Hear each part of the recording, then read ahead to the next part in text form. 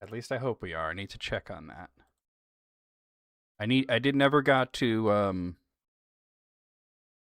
pull one of my moderators aside and test the efficacy of multi-streaming again. I had some small issues with my last reading. Nothing major, but some small latency issues with my last reading stream. But okay, I see. Yeah, no, I couldn't do that because it knocked you out of frame because I forgot to put it up before you came on.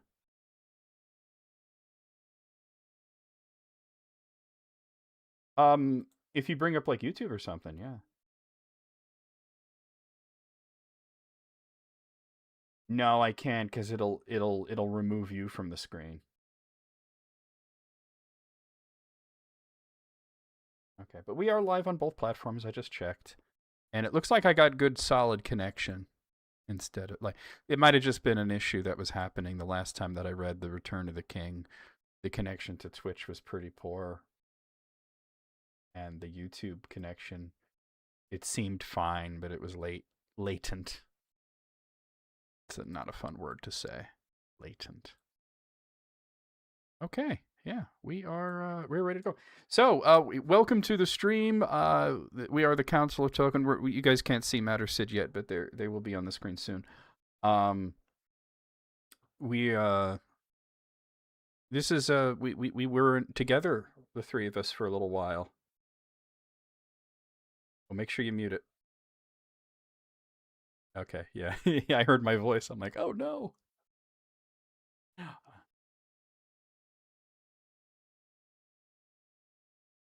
Yes, go ahead. Yeah, and to give people time to come in and everything.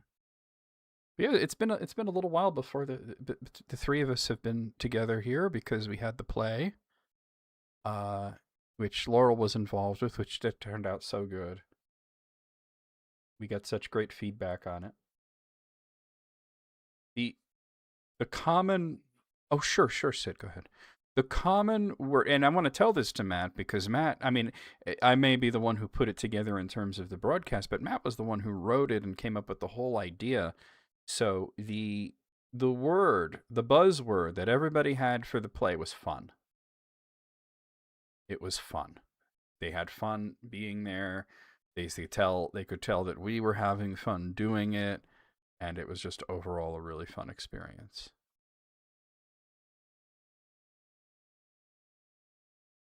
Yeah. And I did send our friend Wayne, Mr. Jones over there. Uh, I sent Wayne a copy of the Baron and Luthien book because he never actually read it, and when he was doing the voiceovers, when he was doing the narration, about halfway through, he started to get really into. He's like, "Wow, this is actually a really cool story."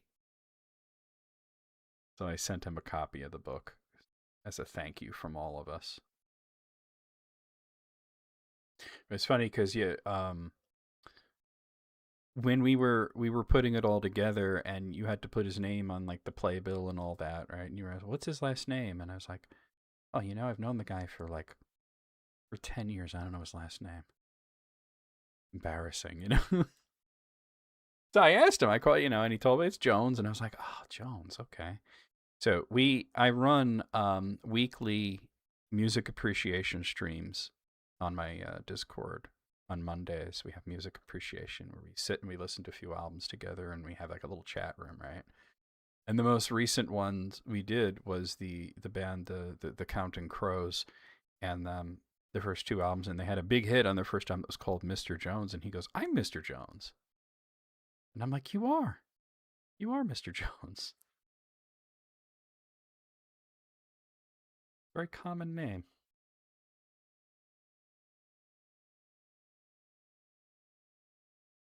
Yeah, it's up there, right? I mean, at least in countries like this. I mean, I'm sure there's like really popular names in other countries. But oh, see, now the connection doesn't seem so stable, but we're just gonna have to roll with it. I'm gonna have to do a test on my end to make sure that everything gets fixed. But let me go ahead and get the word out that we're live. We'll do that real quick.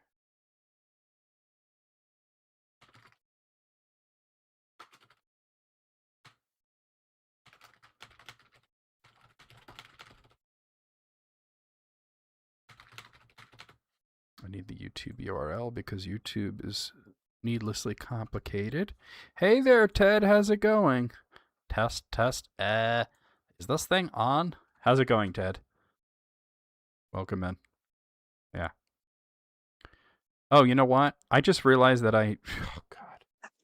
They didn't hear anything that Matt said or Sid. Well, Sid's not here right now, but they didn't hear anything that Matt or Sid said because I had that part muted. Say hi, Matt. Hello. There you go.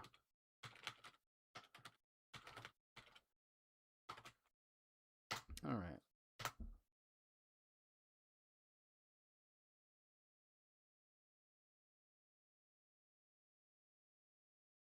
You just got home from work, nice.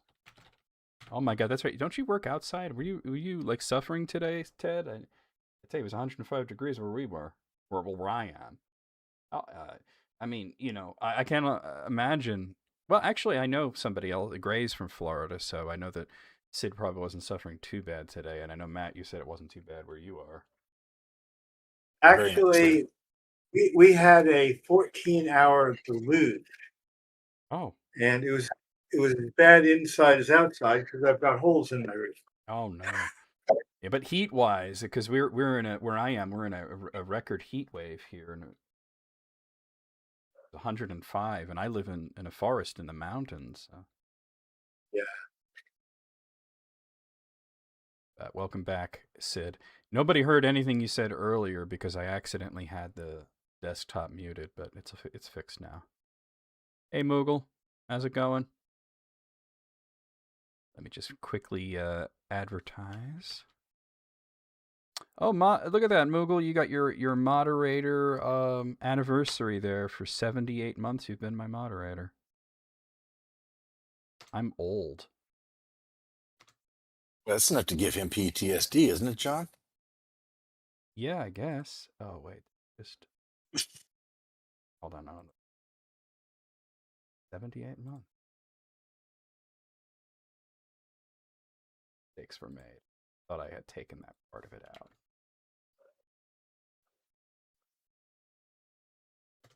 All right, there we go.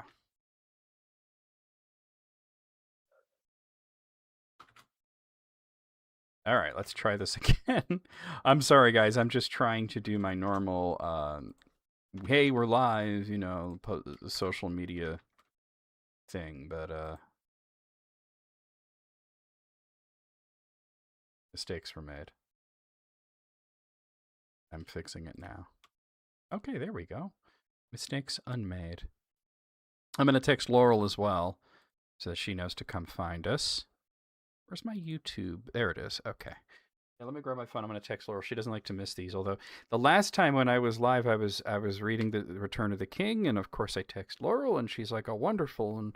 And then she couldn't be there because she got a phone call, and she was on the phone for a while. Life finds a way.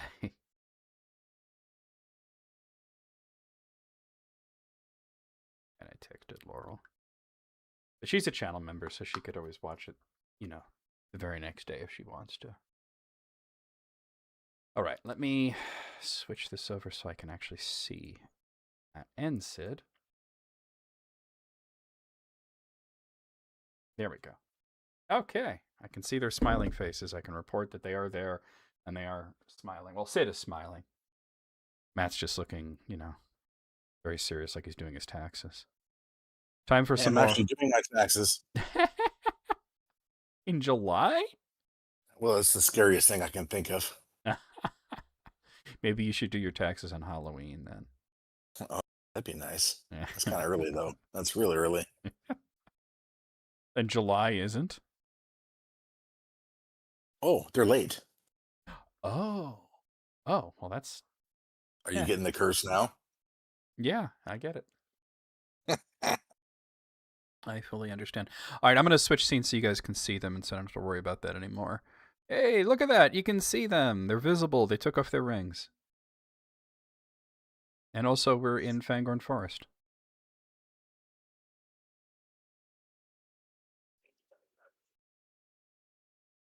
So, greetings to everybody here. I'm not seeing us on YouTube. Yeah, give it a...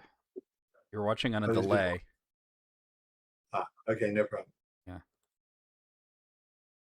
Because my see, it shouldn't be like that. It's not supposed to be like that. The problem is that Well, you don't need to explain the tech. Let's roll. no, I'm gonna explain it for the viewers because they type things and I don't see them for a while and it's a whole thing. The issue is that hey Deb, how's it going? You're here just late. That's fine. For something happened where streaming out to two platforms is really laggy. So unfortunately, there's a lot of latency today. So if you type something, it might take me like a minute to see it. I'll try to get to everything. Like I meant to pull one of my moderators aside and go over the settings again because that really fixed it last time. But I was ill and then I was busy and it's a whole thing, you know. And hey there to Joe Quake. How's it go? Just use Gandalf's line on the IRS. This is for you, Matt. Taxes are never late.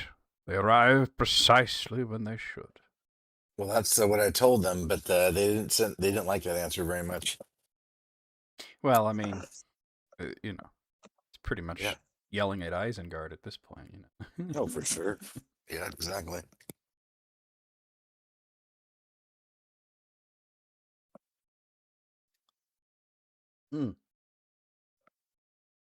All right, I have to refresh YouTube because it really is still showing me on the Adventure Begins Shortly screen, and there's no reason that it should be showing that. Actually, I've got YouTube up and it's got the three of us, but it's a very long delay. Yeah, I kind of figured the delay would be long. It's still. I don't even see that. I don't see the three of us yet. Well, I'm sorry, guys. We're just gonna have to go through it and do the best we can. Because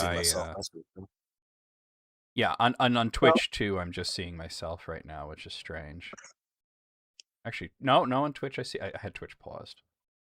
So my monitors are completely different for the two sites. That's great. How is YouTube streaming compared to Twitch? YouTube's difficult to deal with. It's fine if I just stream to YouTube, but I've had issues a few times of streaming to both, which I shouldn't have because my internet is crazy fast. I have 1.2 gigabytes of upload.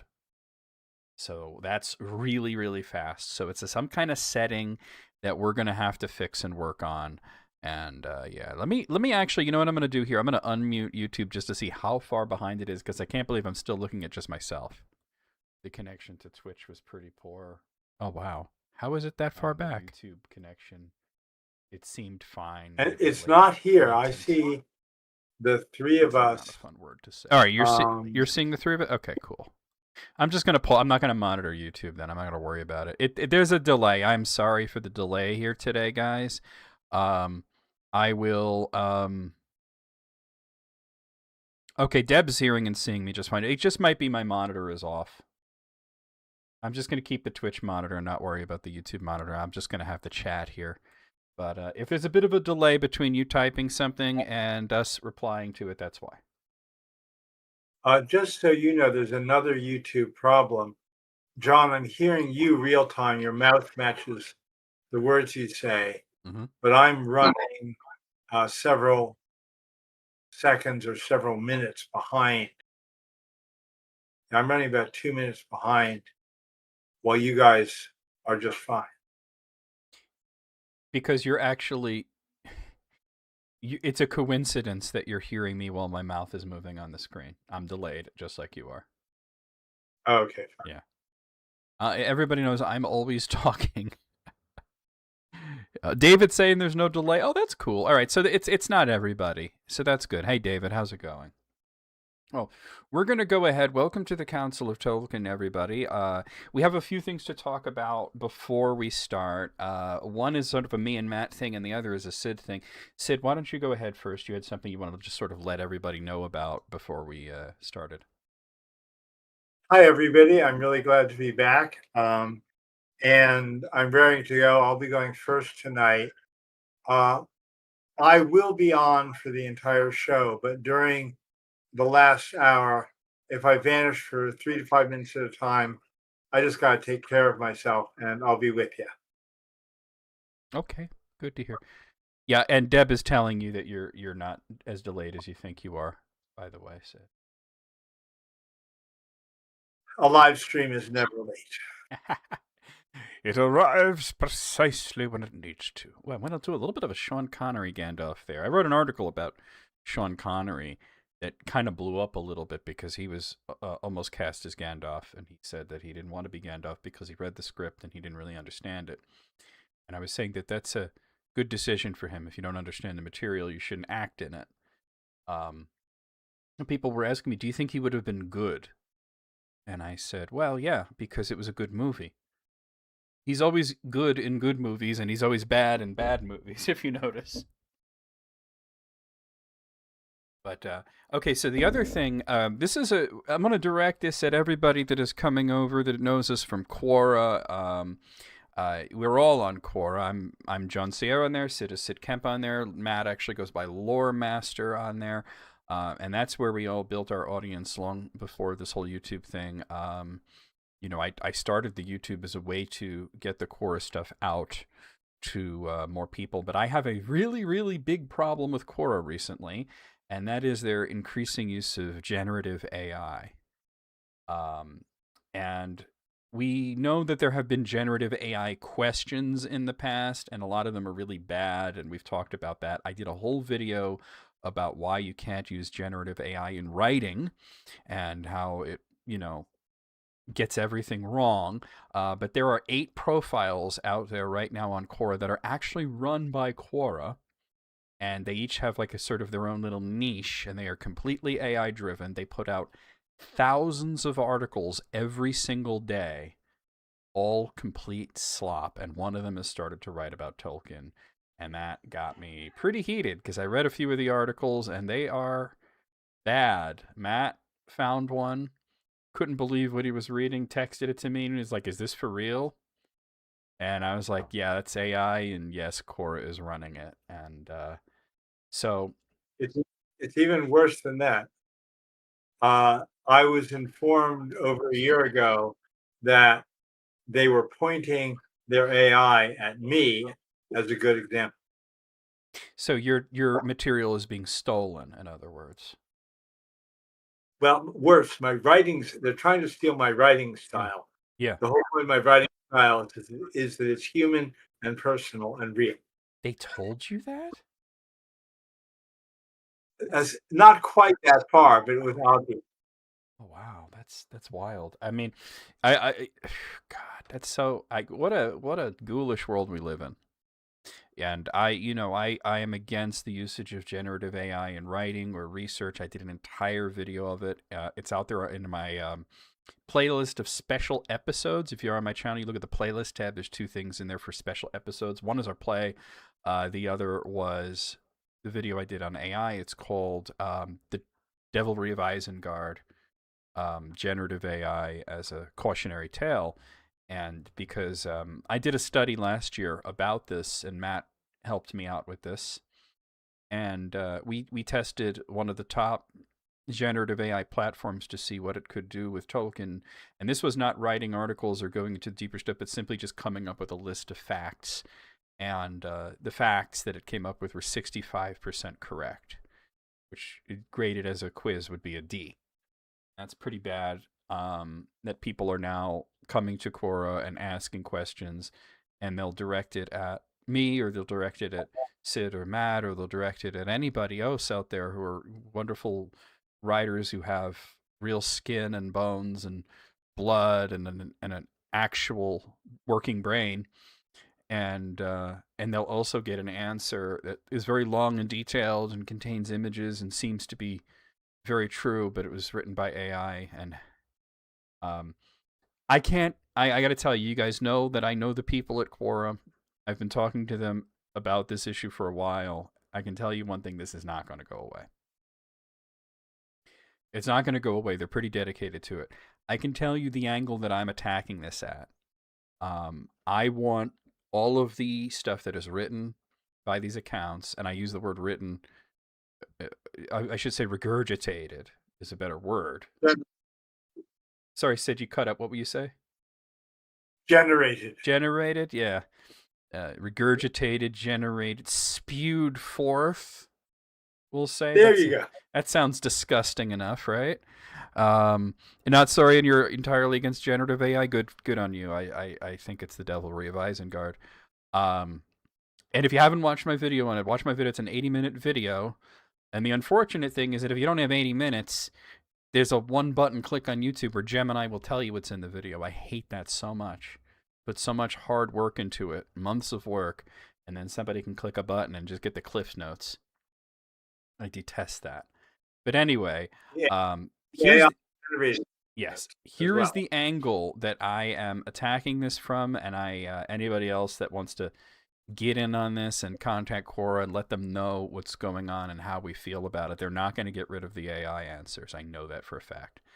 But I am trying to get them to have all of the stuff that is spewed forth by these robots to be clearly labeled as generative AI. There needs to be a disclaimer. Generated by AI, AI can make mistakes. If you go on any of these platforms like ChatGPT, it's the first thing that pops up. It tells you right there, AI can make mistakes. We're writing about fantasy literature written a long time ago, but there are people on Quora that are asking questions about things that are very serious, about safety concerns, about health concerns, and things like that. And they can get the wrong information. People could be really hurt.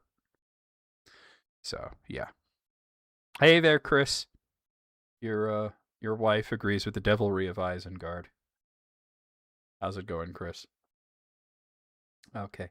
So that being said, let's actually start the show. Now that I got that Can you hear off me? my chest. Yeah, and I can hear you. Were you talking before? Oh. Because I couldn't hear you before. Yeah, it was weird. I wanted to say something about that test you and I ran. It wasn't that for the people who are, listening to that and going, well, this is just your opinion and it was wrong based on your opinion. No, these were actual factual things that we knew to be a fact and we could look up in the books that it was 65% accurate. So it wasn't just opinions. It was hard facts and connections that were from those facts. That's the reason that I involved Matt, because I didn't want to be seen as biased, and that I was just, I'm just saying it's wrong because I don't like the AI. Matt marked it the same way I did without knowing that he was marking. Yeah, it we scored him. We scored him independently. Yeah, and we came to the same scores, which is really sort of amazing. Let me get my Google timer up. Well, I want to say something else about the AI situation. Yeah. We all know that AI is an aggregate researcher, and that means that it doesn't actually think. It's actually in the business of professionally stealing other work from other people to aggregate it and put it together in what you might call a Frankenstein pie. And it doesn't scrutinize. No, it's not. It's exactly the absolute height of plagiarism, because it's doing nothing but mining other people's either style or facts or things they've written. So it's, sometimes when you do research, if you do it open enough, it'll say, hey, pull from John Sierra, the top 15 writers on Quora or whatever. It could write an article based on 25% of Sid, 5% of me, some of John, and blah, blah, blah. And guess what? None of it's AI. It's all actually our work from our brains. And what Quora is doing is going to end up making any of the top writers, that's all going to go away, because the top writers are going to be all the bots.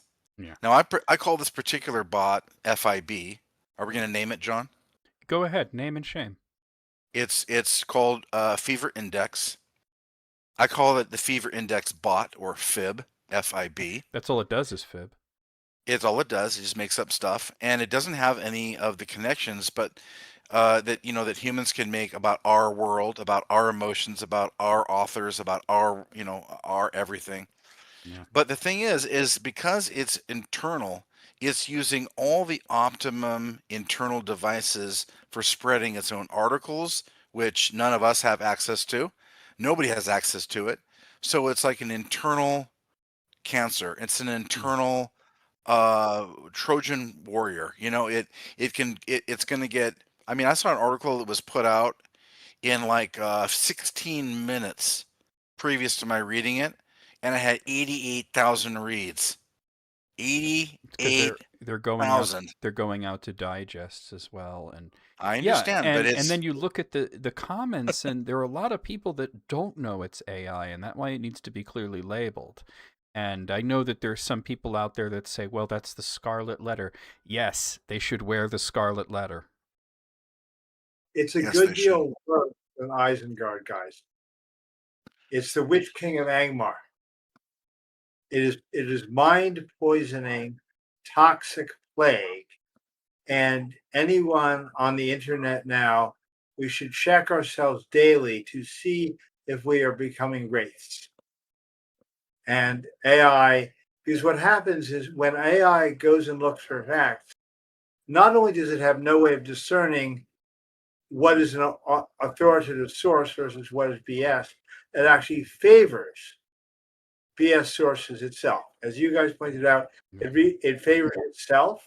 It also favors the broadest and stupidest opinions that have the most hits across the internet over the authentic stuff that might be written on Quora or on Tolkien Gateway. Because the more hits something has, the higher the AI values it.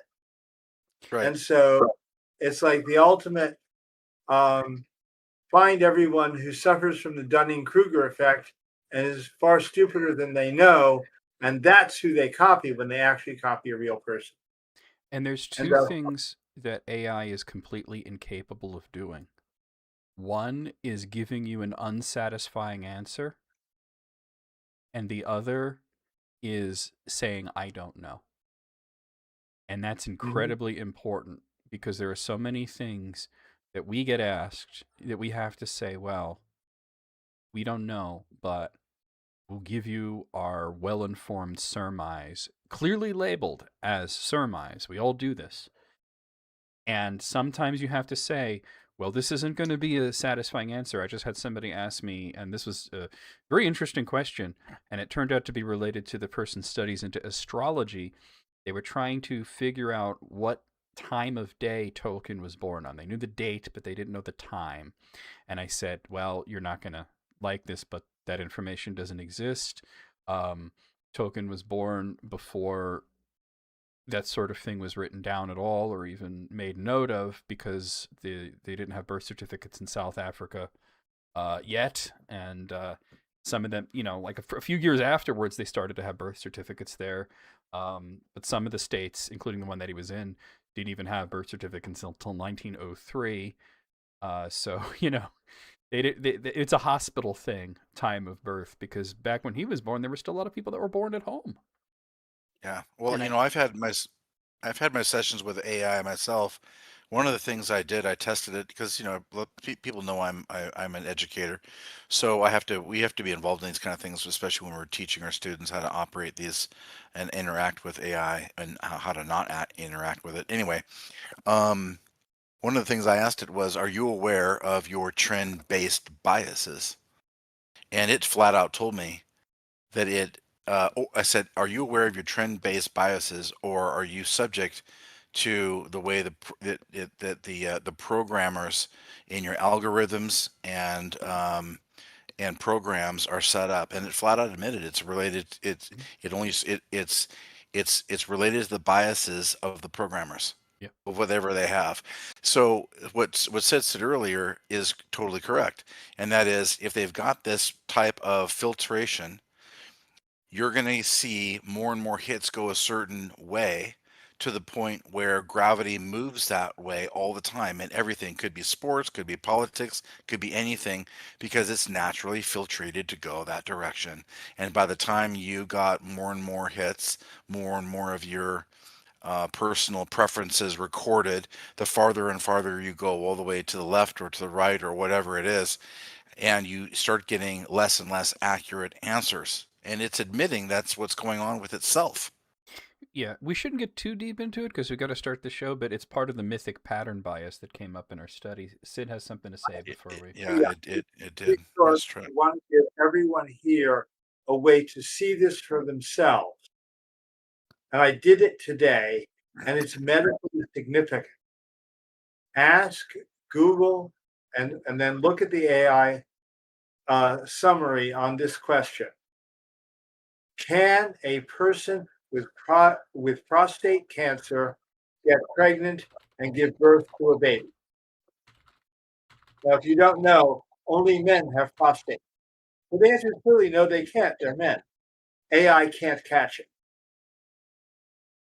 And I did this because there's actually a medicine saying, don't take this medicine if you're pregnant, when only men can use the medicine. Well, it's because of the laws they have. But yeah, I mean, that's sort of like, those books of silly laws that you would have as a boy, and you'd think, who comes up with this stuff, Yeah, but I use that as an example anyone can see, but trust me, you will get dangerous medical knowledge if you're looking at AI science. Well, I'm looking at the AI overview for that, and it actually contradicts itself. So that just tells you how bad it is, because the very first line is that a person with prostate cancer can have children, and then a little bit below that it says people with prostate cancer do not have the uterus or ovaries required to become pregnant. So it doesn't even know what it can't even keep its own self straight. Right, it improves. Because this morning it didn't catch the uterus and ovaries problem. Oh, Wasted Quake Ranger has like the best comment on that. Orders from Lugbers don't make sense, but I must follow. There you go. Love it. That's great. Yeah, and Deb brings up the point that there is a remote possibility with certain types of, we'll say, unusual births and whatnot, but generally speaking, it's not something that's going to happen. And like I said, the AI just completely reversed course halfway through, and then it probably flip-flops back. I'm not reading all that. You can't make me read all that nonsense from AI.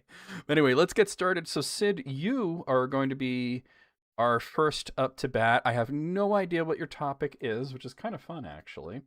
You did ask for an extra 30 seconds, so I'm going to put 2 minutes and 30 seconds on the timer. It's going to be kind of like a topic bomb. Yeah.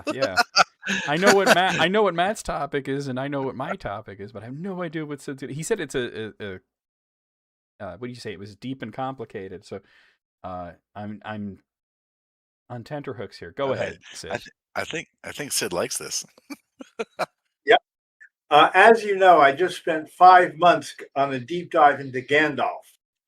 But there's someone I want to look at even more than I want to look at Gandalf, and that is Tolkien. Tonight's topic is the crossover, Tolkien and Gandalf, Tolkien's necessary narrator. Points. Tolkien needed a narrator so he could write. For his first published book, The Hobbit, which he created by writing it for his children and reading it aloud to them as he wrote, he had his own voice, a father reading stories to his children as a natural, omniscient narrator, and that works in children's books. He was asked to write a sequel and conceived a tale that followed on The Hobbit with some of the same characters, but being an adult book in a different genre, it was not really a sequel. And an omniscient narrator really does not work for an adult novel. There's no equivalent of a father speaking to his children in The Lord of the Rings in the world of adult fiction. Omniscient narration is ancient. It worked in Homer's Iliad and Odyssey, and it worked well from 1700 to 1900, just before Tolkien's writing, but it fell out of favor with a growing awareness arising from psychology that there is no one factual account, no true history, only multiple viewpoints. Tolkien was aware of this, and in his letters he makes it clear there is no true history or even an accurate picture of how life is for each race. Every thought in Tolkien's work is the view of some elves or some dwarves or some humans or some hobbits or someone like Sauron or Saruman. So outside of a children's book or the Christmas letters, Tolkien would not have a truly omniscient, all-seeing, all-knowing narrator. But Tolkien needed an omniscient narrator for two reasons. For the readers, the book works on so many levels, spiritual principles like destiny and the fate of souls, the meaning of how ages of history play out over and over, the themes of the songs of the Ainur, the deep stories, loves, and destinies, so many characters, not to mention the nature of good and evil, that we readers need someone to help us keep track of it all. And for Tolkien himself, it is clear to me that for Tolkien, Gandalf was a wise friend who lived in the world he created, in the world he wished he could live in the world he did live in his mind, and perhaps half of the hours of his life. So Tolkien needed Gandalf as a friend and a narrator. And I just want to toss it out to Matt, John, and all of you listeners for thoughts, questions, and I'll follow on wherever you guys take us, because there's tons of stuff to explore here about Tolkien and Gandalf and the need for a narrator. I'm done. So, just to briefly sort of add to the idea and the history of the character, not as in, where he came from and all that stuff, but what's interesting is that Tolkien, a lot of people think that he created Gandalf as just an old wizard in The Hobbit, and that all the other stuff about him being a spirit came later. And that's so untrue. Even when he was still called Bladderthin, and he was just this, wizard that showed up and, with 13 dwarves to tell to tell Bilbo about this adventure. He was still very much based on the Norse wandering spirits, most particularly Odin the Wanderer. And when we think of like Odin as a character, a lot of people think of him as the king of the Norse gods and everything. But he was also somebody who would put on a gray cloak and wander around and tell stories. A storyteller is a very, very interwoven into Gandalf and also into Tolkien because,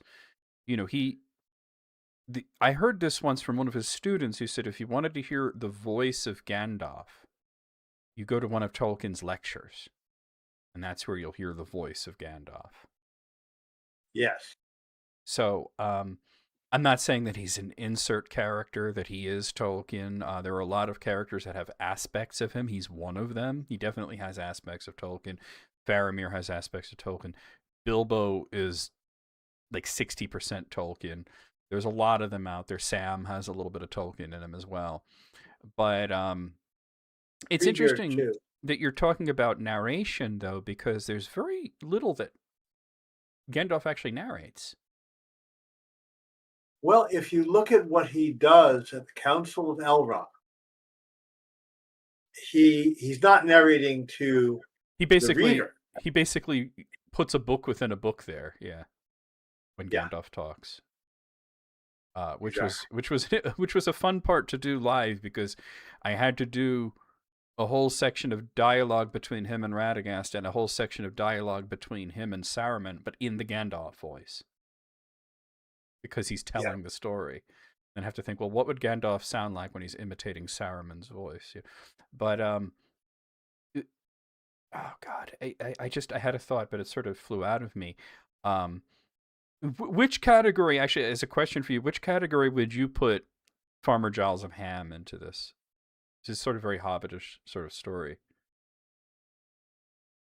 Yeah, and do you mean in terms of narration? I'm not sure what question. In terms of narration. Because I think it has an omniscient narrator. There's a voice that comes in telling you parts of what everyone else was thinking and doing. Yeah. Like, the dragon was in some way being deceptive, and a voice comes in and tells you that. I'd have to look back at it. Yeah, but Bilbo did the same thing, though, He did the same thing with the dwarves, and, because he was just more interested in telling a story than just chronicling things. Right, he inserted it since he wrote it. Part of the story is that he wrote it when he got back home. Yeah. It's So all he was. there's hindsight in a lot of it too. So he's You a know this. hindsight insertion narrator. Yeah. You know, this is one of the, I wouldn't say the key elements, but this is one of the legs of the argument that Tolkien is Eru and Eru is Tolkien. In other words, that the narrator is often unknown, but still knows everything, knows what's going on. And the only person that could know really what's going on, is at least in world, is Eru himself, as what you might call Overwatch or Overviewer. And but Tolkien writes in that tone a lot, not all the time, but a lot. And and then he then he writes in the form of unknown narrator. In other words, a person who sounds like they were there and witnessed something and then wrote it down, but you don't know who it is. And so he's flirting with a lot of different forms of narration. And I, I I agree he's flirting with a lot of them, but I think Tolkien himself would disagree with you firmly that he saw himself speaking for Eru. I'm not saying that he, no, I'm not saying that he would agree with that, and he's not. What I said was, this is where some of that claim comes from. People make this Oh, you're claim. saying that people get the wrong idea. Yes, Yeah. because he does speak as though he's the knowing, all knowing That's a Silmarillion narrator. problem, largely, I feel. Well, he does it with other characters in the other books where he's speaking for them, and no one particular narrator would know that Yeah. unless it's an all omnipotent type. And I'm saying that I'm saying I agree with you that he doesn't claim that, but I'm saying it's one of the strands, one of the legs of the argument where people will say this is evidence that he is Eru. That's why he knows all this stuff, even though it's false. Wasted Quake Ranger in the chat quoting the Neverending Story, by the way. Sid, if you don't mind waiting, I just have a question for Matt, actually. Do you remember the conversation we had about this? Because this was something that weighed heavily on my mind about 2 years ago, as the problem of narration in the Silmarillion and how we're supposed to understand that this is some things that the elves wrote down and that was eventually translated by Bilbo and then retranslated by Tolkien. There were certain parts that no human party was witness to. Right. And for a lot of the stuff like the creation, we could say that that was passed down from the Ainur to the elves, right? But the parts that bug me are the parts with Morgoth, and specifically his conversations with Ungoliant. And I think we came up with the idea that for both, because they made a point of saying that when he called her out of the ravine and had his initial conversation with her to go and attack Valinor, that she had spewed forth the unlight so that Manwë couldn't see them. So who reports back, and then how does that get to be in the Silmarillion? And I think we came to the conclusion that Ulmo has to be involved in that. Hold on, let me try to recall this with you, because that is one of the ways we talked about and that. Yes, because we also talked. Let me finish what I was saying there. We also talked about the eagles, but the reason that I think the Ulmo connection really works is because in the Fall of Gondolin, when Ulmo speaks to Tur and he has a message for King Turgon, it glosses over this. It says he tells Tur a lot of things that nobody knows. Right. Now we also talked a little bit about Pengalud and other other lore masters, and then I distinctly remember that we had a little discussion.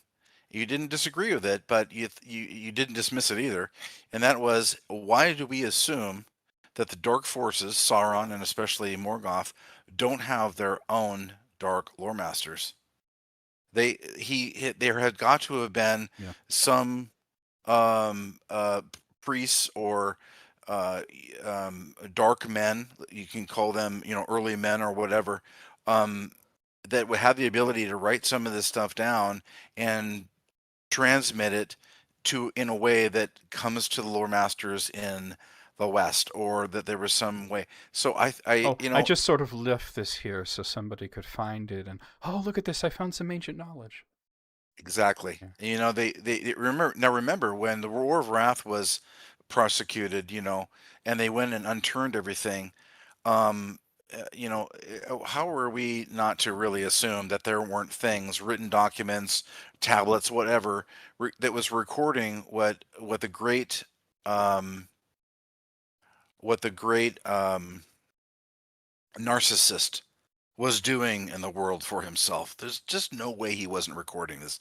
And I think that they uncovered this, took it back, and then it gets reported and it gets rehashed, and this is how it comes forth. I think that was what we were talking about. That has to be the way it happened.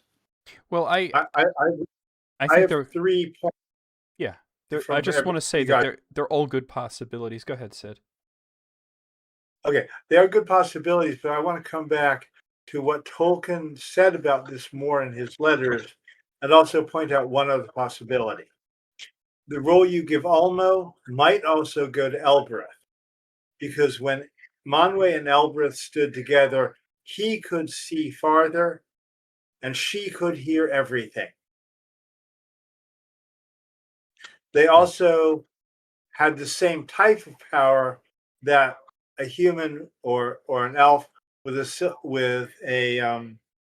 Palantir could have, and they could have looked back in time to see what Ulmo and Ungoliant were doing. You mean Melkor? But if Melkor, I say yes, Melkor and Ungoliant were doing.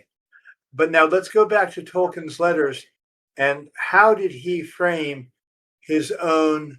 I want to introduce a new word: pleniscience, not omniscience, total knowledge, but pleniscience, knowing enough to do his job. And what he said is, and Matt started us on this, the Silmarillion is a collection of ideas collected and gathered by the elves in conference with Maya and Vala, and built over time, that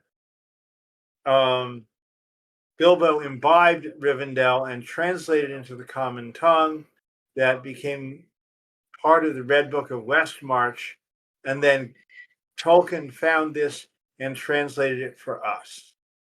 And that is the model Tolkien lived and used. And so he would not say that he had any omniscient perspective. And he very clearly said in his letters, there was no omniscient perspective, that everything stated was someone's story passed down. And his job was to pass that story down to us as accurately as he could. So even when he reports the Ainu Lindali, he's telling us about a myth the elves believe. When you get into what happens to humans or dwarves when they die, this could be totally wrong. It's just what the elves thought. And it's very important to understand that, because if we read it in that way, then Tolkien is a very effective author, writing from an incomplete text in an almost postmodern psychological way before postmodernism came into being. And Gandalf is the same thing in Middle Earth. He does not remember what it's like to be in Maiar, but he does receive dreams. He does share dreams. And Eru clearly sends him what he needs to know, such as Bilbo must go on with the dwarves, but not why. There's a ring he's got to find. So he always knows enough, but doesn't know all. That's true of both Gandalf and Tolkien. And I think that's part of why Gandalf was so important emotionally to Tolkien. And one of the questions I'll explore probably next month is, how did Tolkien feel when he knew Gandalf was going to die? And is that why he had trouble writing a 2-year writer's block as the Fellowship walked into Moria? Yeah, and I think that would be an interesting topic. 2 things from the chat I want to address. One is for choice Wilka. I hope I'm saying that right. We're not on the AI topic anymore. We're not interested in breaking the guidelines of AI and jailbreaking it and doing. We're interested in seeing it go away. We don't want it doing what it's doing. But Joe Quake brings up a good point about narration that you'll find interesting, and I'm going to address one of the things you say here. This is what he wrote. I'd agree that some things in the narration sound like they'd have to come from someone with supernatural knowledge like Gandalf. Example, Shelob's backstory, their age-long she had dwelt. And that's actually addressed in the chapter The Grey Havens. I have it open right here. I'm going to read you this very brief bit. Here Bilbo's hand had ended and Frodo had begun, the downfall of the Lord of the Rings and the return of the king, as seen by the little people, being the memoirs of Bilbo and Frodo of the Shire, supplemented by the accounts of their friends and the learning of the wise. Now, Frodo is in the Shire. He's ready to sail to the Grey Havens. It's 4 years after the fall of Sauron. He's had plenty of time to pick Gandalf's brain and debrief him. He absolutely knows the truth about Gandalf because he's been resurrected and the cat's out of the bag on that, and he's uniquely empowered. But so absolutely, Gandalf had a hand in a lot of the moments like that where the narration dips off into, well, let me tell you who Shelob actually is, and you learned about Ungoliant and all this stuff and how long she had been there and what her relation with Sauron was like. Those absolutely, I mean, Frodo and Sam had no way of knowing that just from their own experiences. That had to have come from Gandalf. I agree, and I want to dovetail on something there, and then make a slight deviation because I don't disagree with anything you guys have said, but I've got one tail end that I want to talk about real quick, and that is, we have to remember Gandalf comes into Middle Earth in the Third Age 1000, and he knows a lot of things from his time in Valinor before he gets assigned to this mission, before he becomes embodied, that indicate that there's stuff known, there's stuff talked about, even from the dark side. So where is this stuff coming from? And I think it's coming from this, and this is one of my points, and that is, in the Silmarillion, Ungoliant and Melkor's discussion is secret. It's very clear. It says, almost word for word, that unbeknownst to the Valar, she is hidden there. And they have this conversation. He knows where she is, and they don't. They can't see her. They don't know where she is at all. And at the same time, it says that Manwë and Varda can hear and see things to the end of the earth. We all know that. But when they come in and do their mission and destroy the trees and drain the wells, she's able to cast utter dark and block everything out. We all know that. Now, I agree with everything that Sid is saying, and I would say lightly that I don't agree necessarily. It extends to the narration of what these two characters are saying to each other. I think that this is maybe item number 1 or 2, that indicates, maybe not proves, but indicates that this conversation was recorded by one of the lore masters of Morgoth. He had his servants, a lot of them were educated. Some of them were Maya. Remember, a lot of his servants were Maya. And that they may have recorded this dialogue to keep as a diary, if you will, of Morgoth's great adventures and defeat, in his opinion, defeat of Ungoliant and all this, and that this is unearthed and discovered, and this is why it's known, because he is the recorder, he is the narrator, basically, of this particular volume or several volumes of whatever he's decided to give in his own version.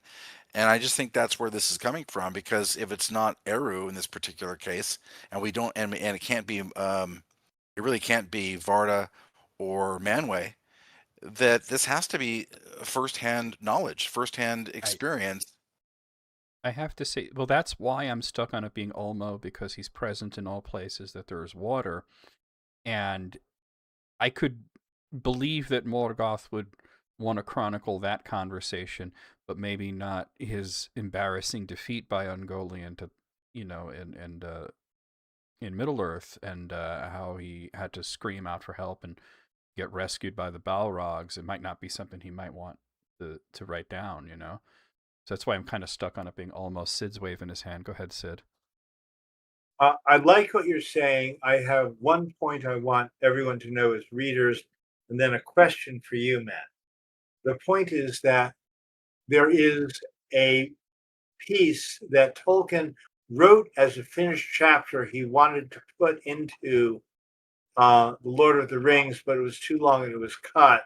It is published in Unfinished Tales, and it is Gandalf's own telling of his experience of meeting the dwarves and Bilbo and setting the whole thing up. You're talking about And the quest for Erebor, correct? One of my the favorite quest for things to bring up. Yeah. And one important thing about that is the setting where it is told. 4 weeks in Minas Tirith after the war, Gandalf sat down with Frodo and the other hobbits and anyone else who wanted to come hang out and told them all this and answered all their questions. And we can also say that in his many years in Rivendell, Bilbo had access to Gandalf in the same way, and Aragorn, and Elrond's pretty busy. Yeah, but that I don't know. I think he always finds time for Mr. Baggins, though. Could well be, but I also believe there were lore masters of the elves. I mean, had Glorfindel there too. I mean, that guy knows a lot. Yeah, and some more minor characters, Lindor maybe, whatever, who are always there, and being elvish had nothing better to do than talk about themselves. Well, especially that Bilbo was so kind to write poems and stories about them, and they were very flattered by that. And you brought up a good point. I love that you brought up the quest for Erebor, because it goes a little bit into my topic as well as an example. And I love to bring this up because it is a nice chunk of The Lord of the Rings that didn't make it into The Lord of the Rings.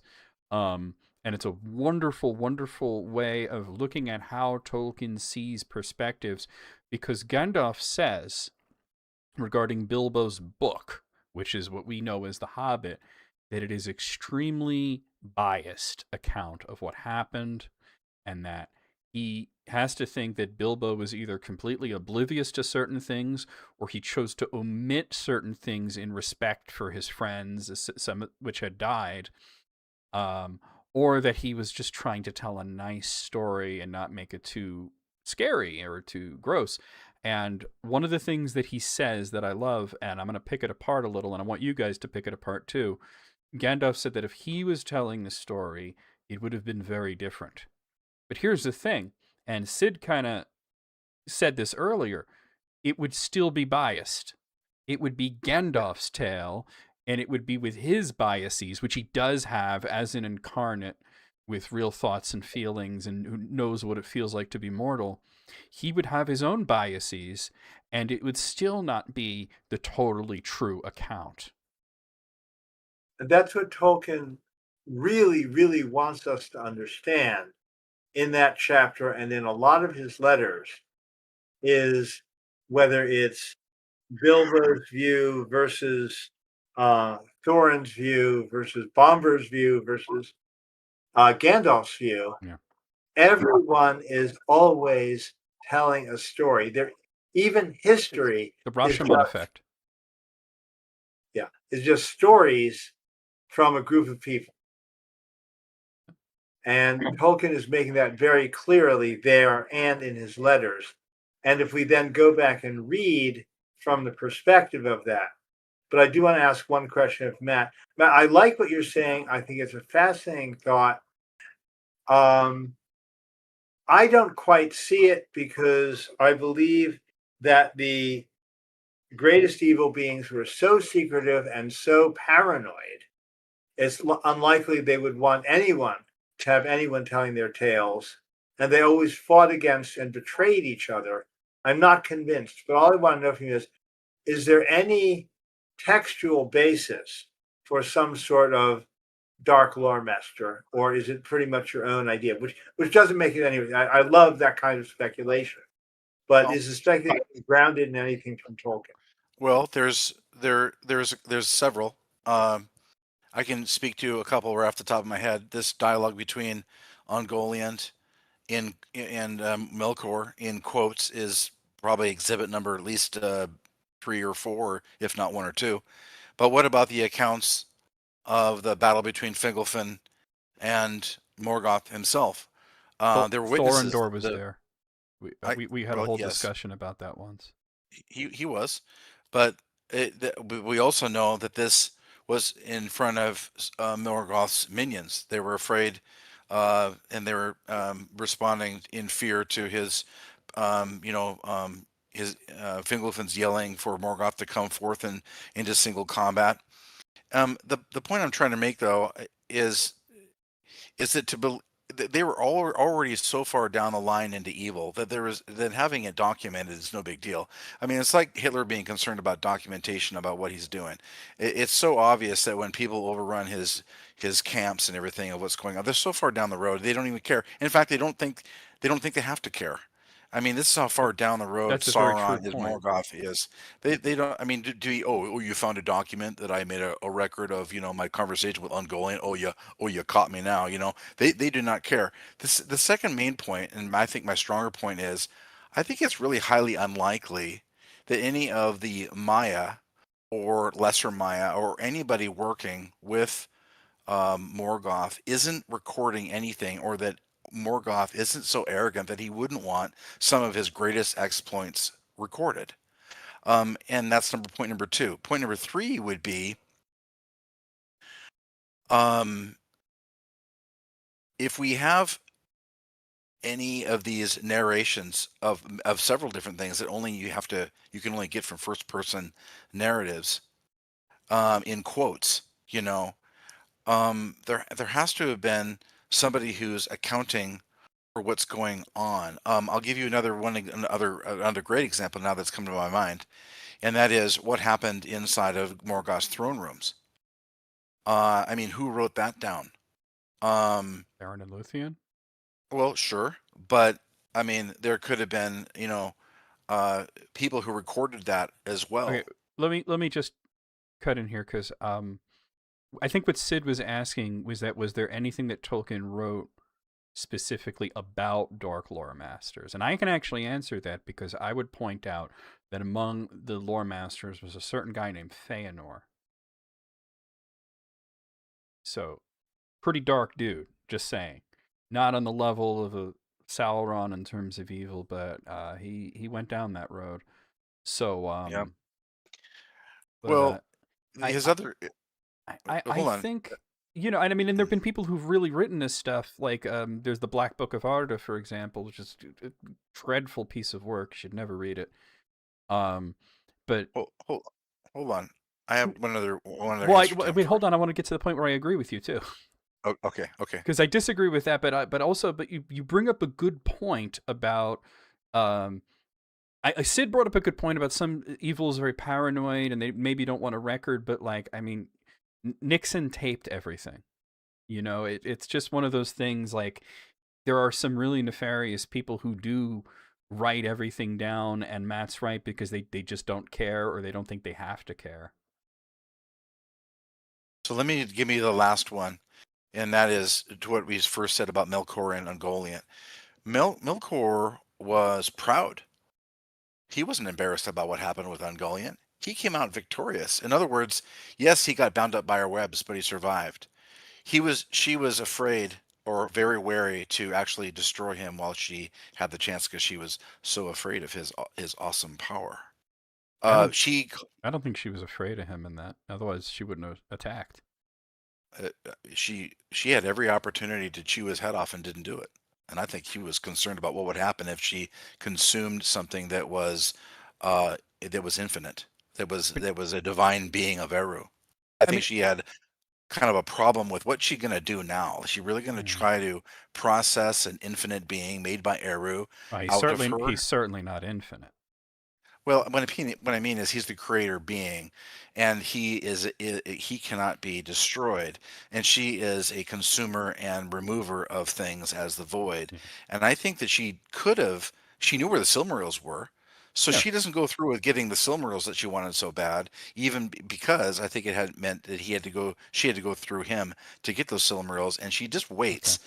And now it takes a while for the Balrogs I to think get we're there. veering off topic. It's Well, hold fascinating, on. and maybe I, we I, should I'm not going to veer. make this a topic I because just think that Melkor recording that even the way it is in the Silmarillion doesn't make him look like he lost. I think it makes him look like he won and survived the terror of the void. I don't know. There's some of the verbiage used, like that the reason that she was able to do this was because destroying the tree, she had become great and he had become weak.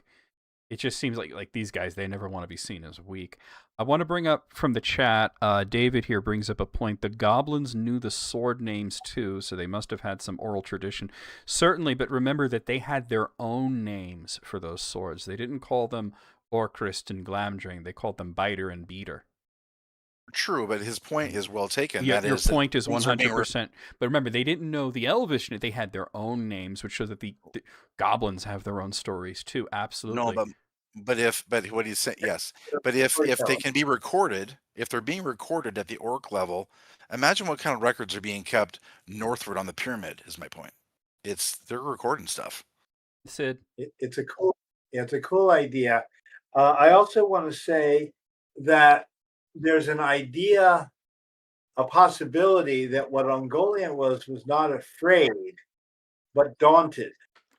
In the same way that Sauron was daunted by something indomitable that he saw in very lowly Smeagol, Gollum. Yeah. I agree with There's that. something vaster. And there are two levels of something vaster that recur. One is a subtle reference to Eru on the good guy's side. Every time Gandalf says, we don't know who did this, you can read a subtext. I'm not telling you it's Eru. But on the other side, you also have the very specific stuff detailed in the letters that both Morgoth was not only the greatest of the Valar, he was almost of an order beyond the Valar. He was so much greater. In the beginning, he 100% was. You're right. Sauron was so much greater than any other Maya. And this is in the letters. He was almost of another, not yet a Vala, but almost of another order beyond all. So there's this theme of the greatest of any species is almost beyond it, and that is a danger because of pride, why they might fall. And so I think that Ungoliant may well have seen the vastness of the emptiness of Morgoth and said, this might be too much for me, not fearful, but daunted, and hey, better safe than sorry. Yeah, I want to bring up two notes on that, and we also have to remember that he was incarnate at that point, and that's important. But one, I love that you brought up the thing about Sauron and Gollum, because that was surmise that Gandalf inserted into the story, and that goes to your theme. You know, there's so many things about Gollum that he had to figure out between the lines, and some of it may not be true. Some of it may be a close approximation.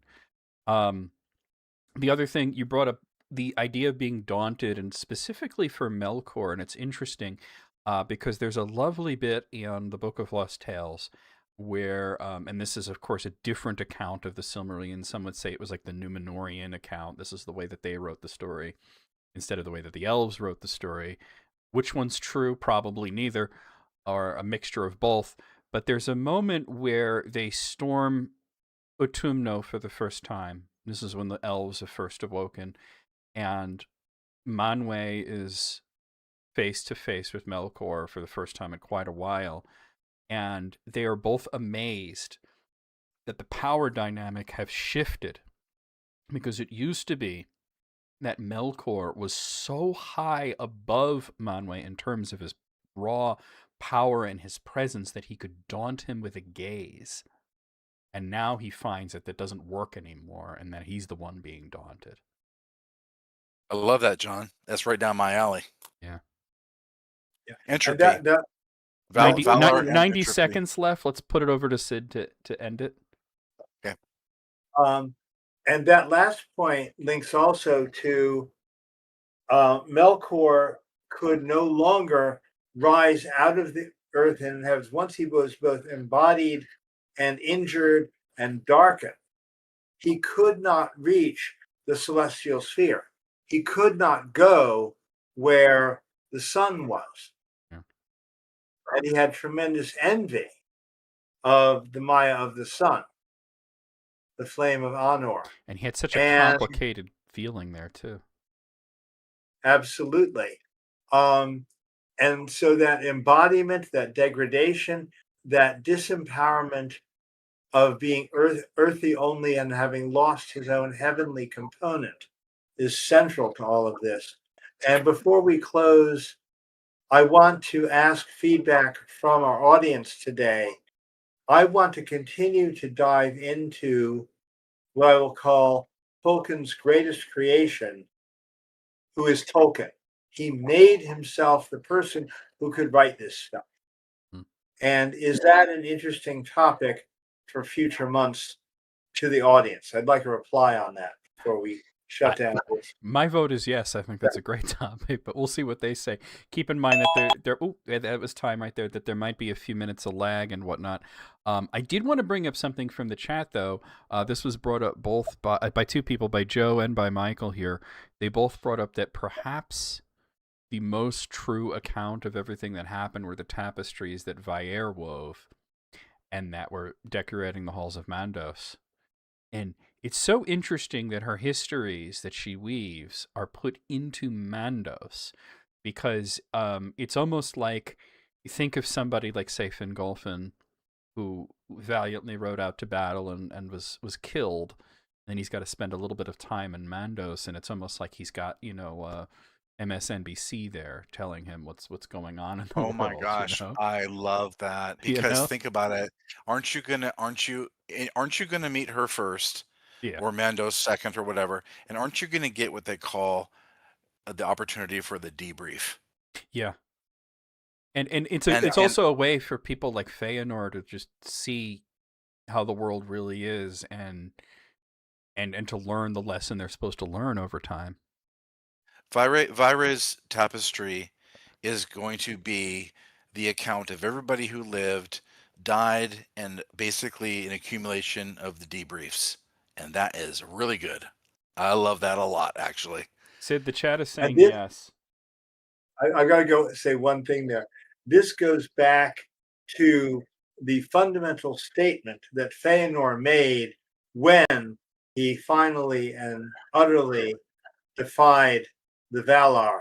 And he said, it is better to go out there and fight, even if I'm bound to lose, even if what I'm doing is totally wrong according to you guys, there will be stories to be told.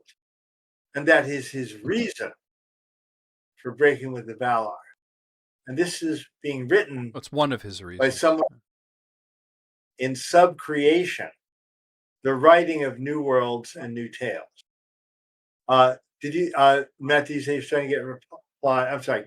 Yeah, they're saying, I mean, CW Train here said that they would listen to us read the phone book, and you should totally do that. Not the phone book, but your idea is a really good idea. I have one other thing to say real quick. Let me reply to the Feanor thing real quick, and then we'll hear from you and we'll take a break.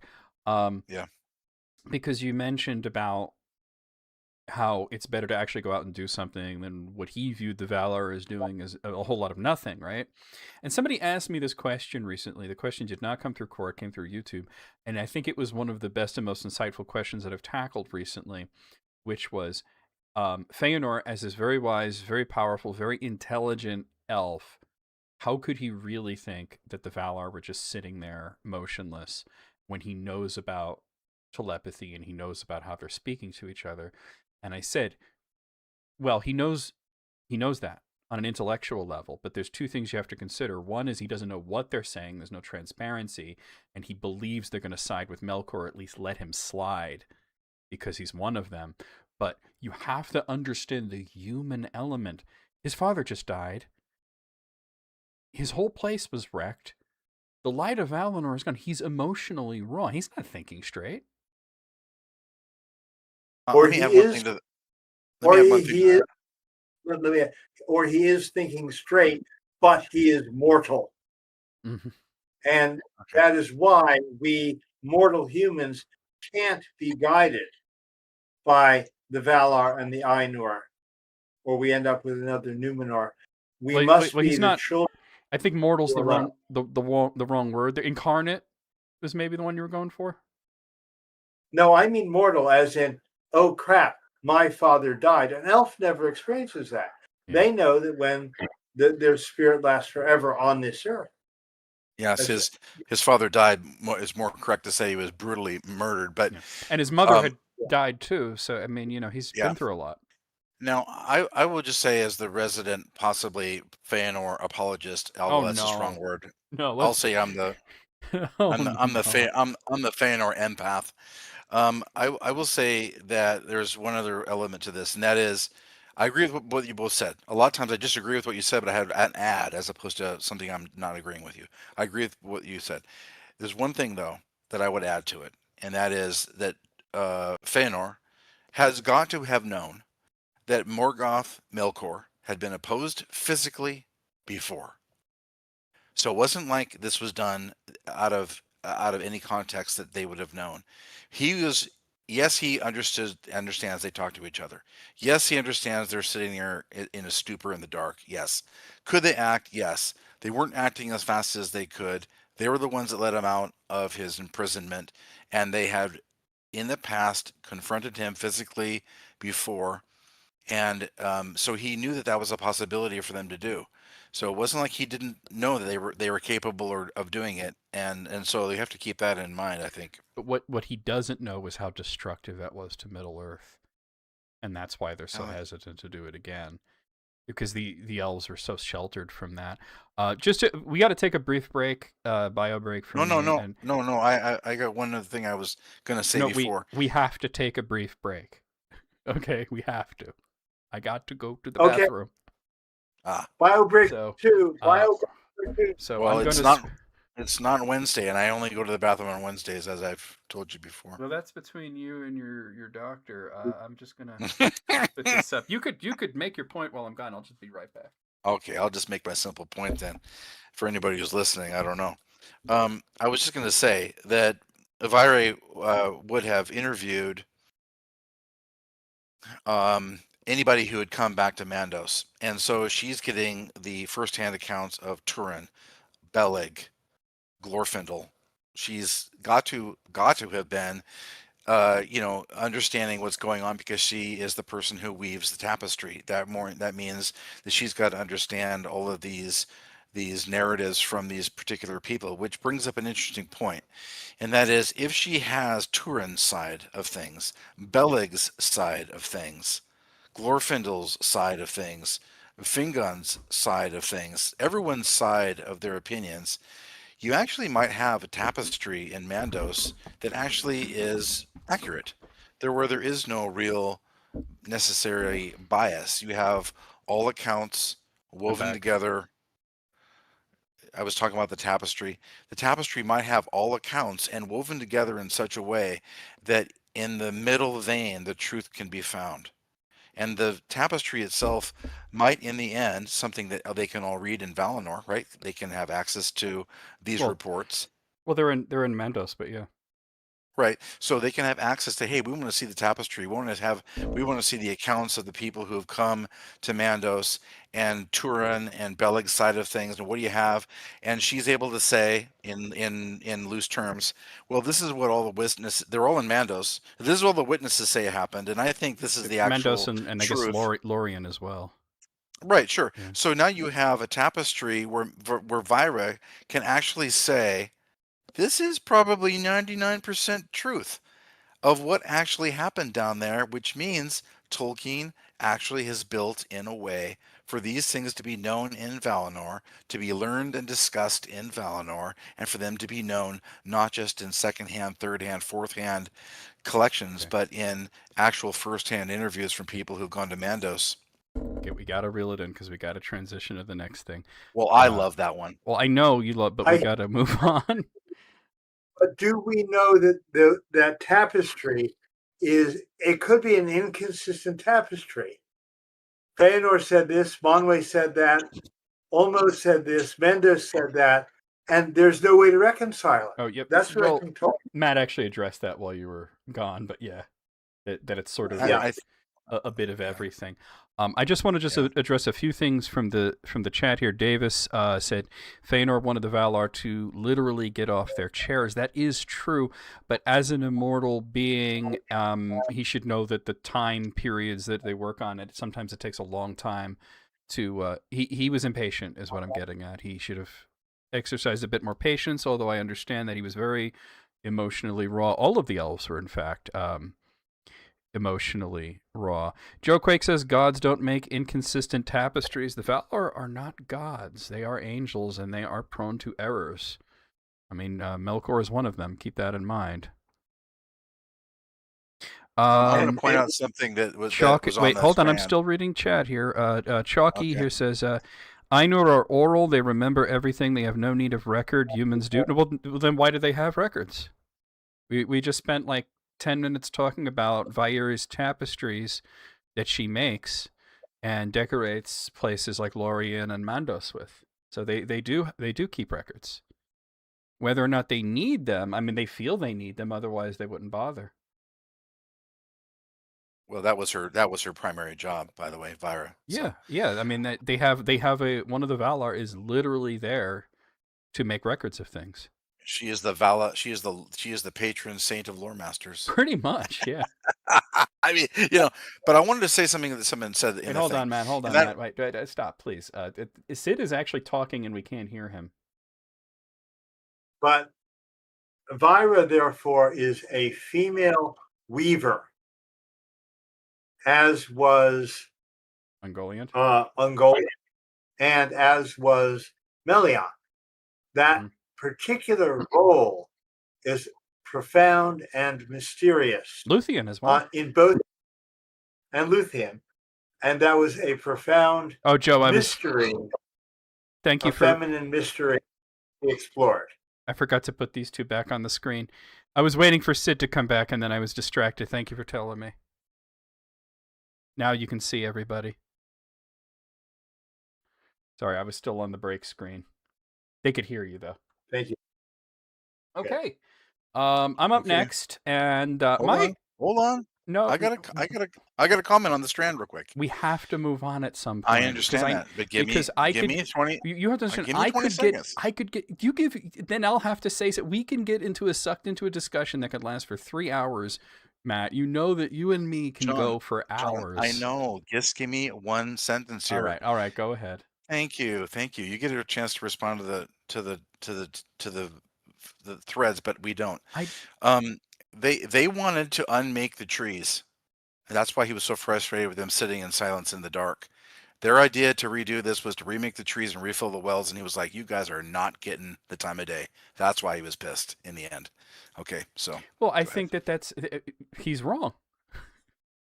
I mean, he's absolutely wrong if that's what he thought, and that there's no indication that that's what he thought. Yeah, because the whole the darkening of Valinor, they lost all their light, so they had to do something about that. The elves in Alcolande were crying so loudly you could hear them in Valmar. They wanted him to undo his Silmarils for the light to redo it. And conversation. Well, of course. I mean, he already said no to that. Last thing from the chat. Deb says John has us with him in the bathroom. Don't you wish? There'd be a hell of an echo in there. Sid, you were gone, but more people did say that your idea is good, including Chris. So I think you have to do it now. Okay. Well, yeah, the wife. The female lead. Tolkien always had the wife rule. I don't know, the one emote that you already used was pretty good there, Deb. that little green guy there, that worked. Okay, so let me intro my my topic here. It's not nearly as complicated. I think you guys are going to have some fun with it. I wanted to do something a little bit more lighthearted and to give us all good, happy thoughts in a time when we need more good and happy thoughts. So I'm going to talk about friendship and the role of friendship in Tolkien's stories. And specifically, I don't want to talk about the ones that everybody talks about. Everybody knows Gimli and Legolas become the best of friends, and that they become attached at the hip, and they do all sorts of things together, and they tease each other and all this stuff. We all know about that. We know about Merry and Pippin. We know about that already. I want to talk about some of the undersung friendships, the ones that there's no big deal made out of, and that you might have to actually even read between the lines a little bit to see. Some of them are tragic, some of them are wonderful. I have 3 examples that I'm going to go over, and I invite Matt and Sid to also have examples, and I invite the chat to also have examples, of course. And I only took a minute there, but there we have it. Let me set up a half-hour thing. Well, can you tell us who your 3 are? That's the first thing I'm going to do. Well, I'm going to tell you the first one. So the first example of a friendship, and this is one that the more I read The Lord of the Rings, the more I see it. And I see it especially also in The Quest for Erebor, so that's why I was so glad that you brought that up, Sid, is Frodo and Gimli, actually. And I think that there was a really strong bond between Frodo and Gimli. You brought up The Quest for Erebor, where they're all sort of debriefing each other, and it's mostly the hobbits. You have Frodo and Sam are there, of course. Frodo's there because he's the main guy. Sam's always where Frodo is. Merry and Pippi are there because they love hanging around with Gandalf. Gimli's there for some reason. And it occurred to me that, nobody else is, just Gimli. And it occurred to me that he really never sees an opportunity to hang out with Frodo and passes it up. When they were coming around Moria, and there was the whole Durin's Crown segment, they were in a rush. Major things had just happened, but Gimli couldn't help himself, and he invited Frodo to share a bit of his culture, which dwarves don't generally do that at all. I thought it was really heartwarming that he said, Frodo, I have to show you this. Also, when they came to Lothlorien, and the idea that Haldir had to blindfold Gimli because he's a dwarf and they don't trust dwarves. Yes, the Mirror, exactly, Joe. Who was the first person to speak up on Gimli's behalf? It wasn't Aragorn like you might think. It was actually Frodo. And this was a conversation that was happening between Aragorn and Haldir. And Frodo was like, but wait a minute. No, you can't put a blindfold on Gimli. He's been traveling with us for months and he's a great guy and I won't have it. So a few examples there of the undersung, I think, friendship between Gimli and Frodo.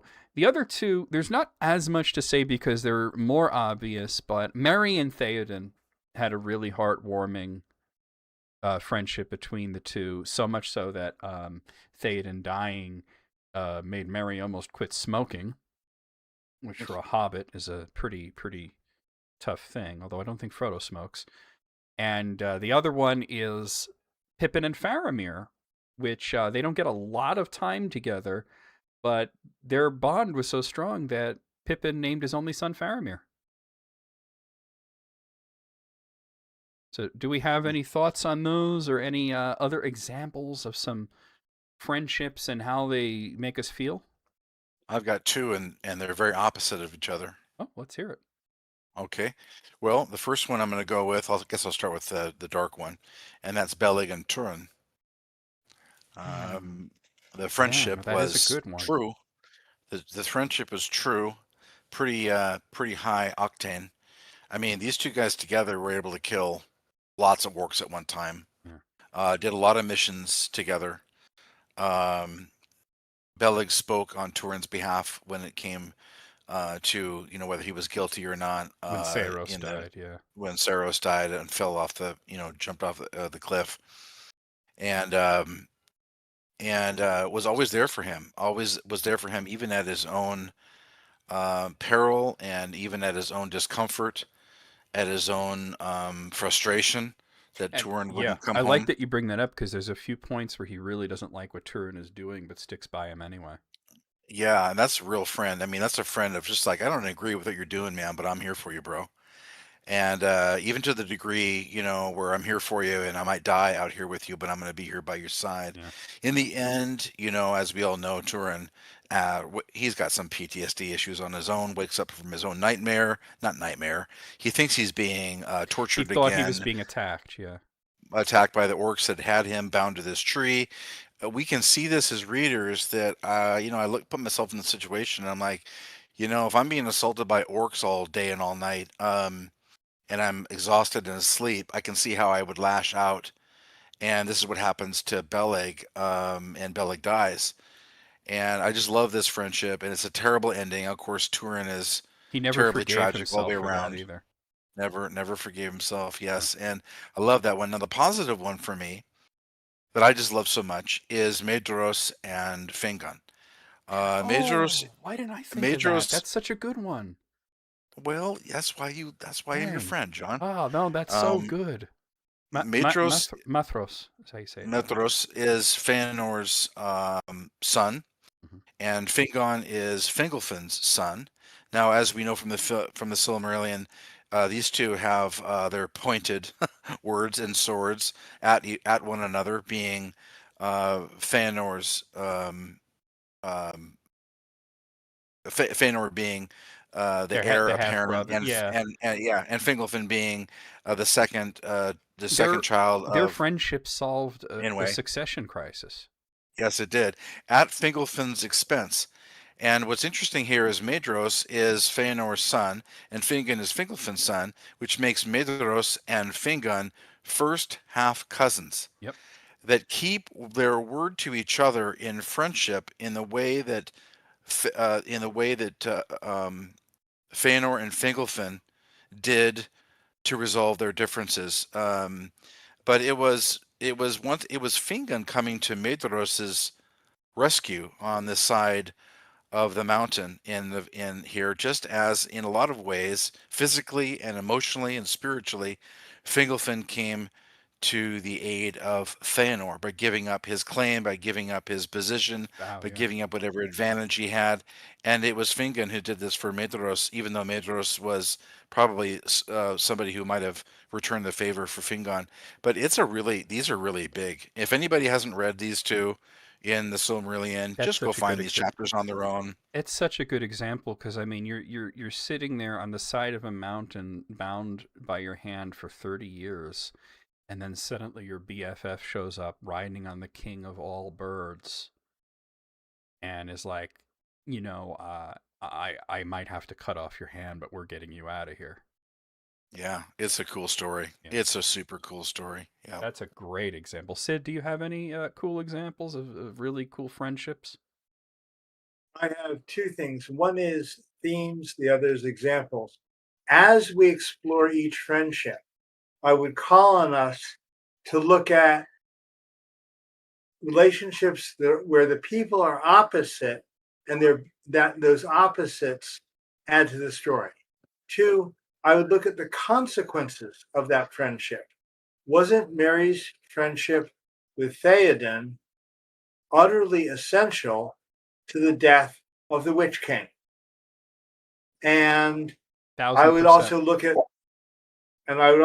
at what Matt mentioned. What are the elements of sacrifice in a friendship? And obviously, Sam and Frodo on both sides is a very big one there. My two particular relationships to talk about, Boromir and Faramir.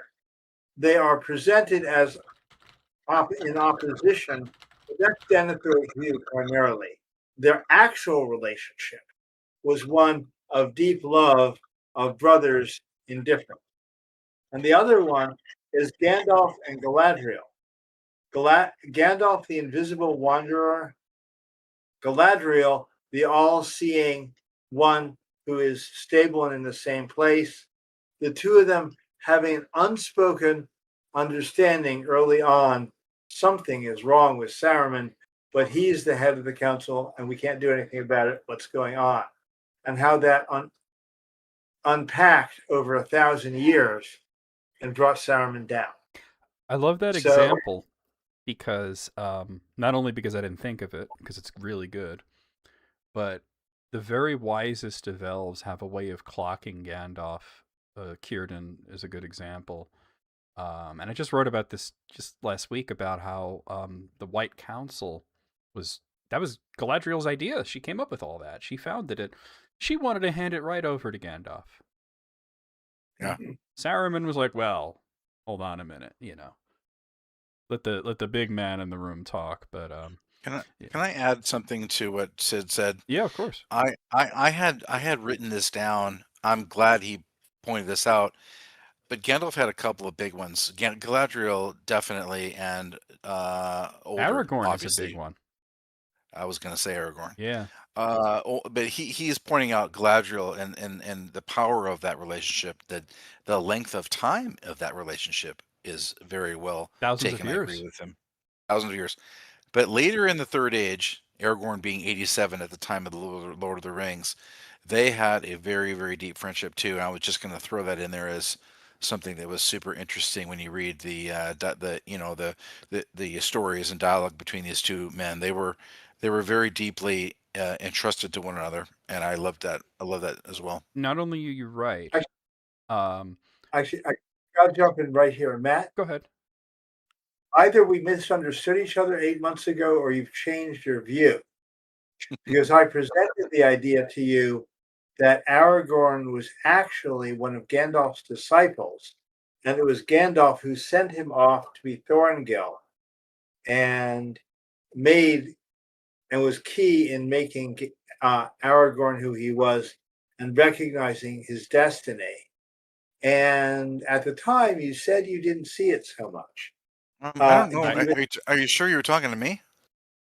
Yeah, I was you. Well, let's just chalk it up as you were right, and I agree with you. I don't know if I was there for this conversation, but Sid's certainly right. Especially that was Denethor's perception, although he had a darker perception of it, that Thorngil was there because of Mithrandir.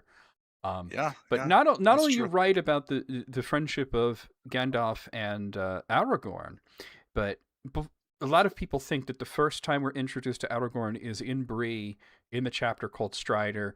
We're introduced to him as a ranger named Strider, but he is introduced in the second chapter.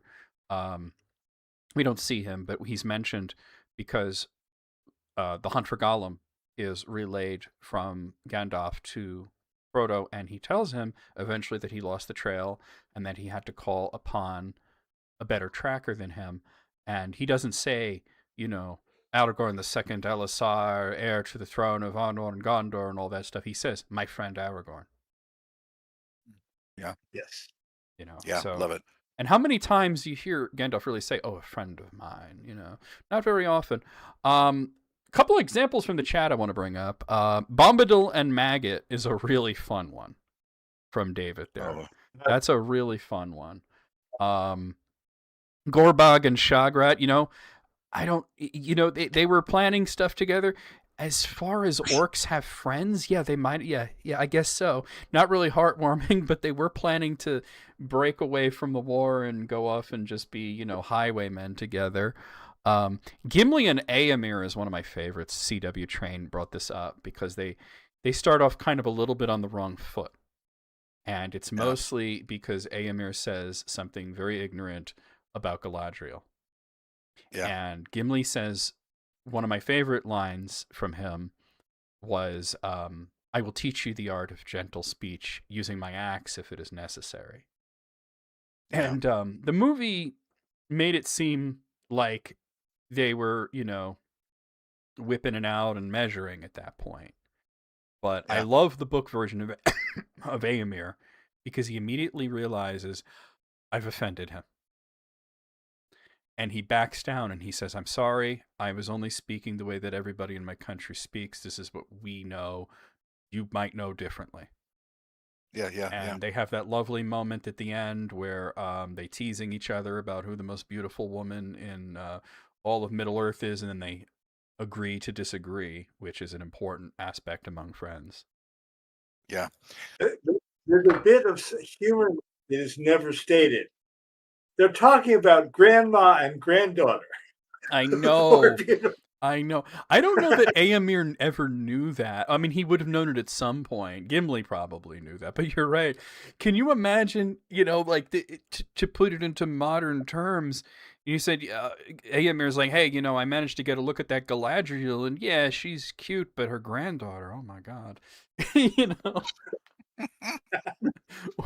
I mean, Well, when you have immortal elves, things like that are going to happen, right? Yeah. if you just look for bats and poetic, she is the dawn, and I am wed to the evening. I wonder what if they would have been able to met Celebrian, would they both just be completely gaga over her? For sure. Yeah. Especially since she would be something like, what would she be? The Twilight. She had silver hair, right? You have Galadriel, who has that very Vanyar features with the blonde hair and everything, and then Arwen, who's famously raven haired, and then the one between them, Celebrian, who looks like her father. So there you have it. I have a couple others for you guys when you guys are ready. Oh, I'm ready. Go ahead. One is cool, and one is twisted. So I'll start with a cool one. Despite the fact that it's marital, the friendship between Tom and Goldberry is really super special and Your cool. spouse should be your best friend. I agree with that, and that's very relevant and not relevant, but it's very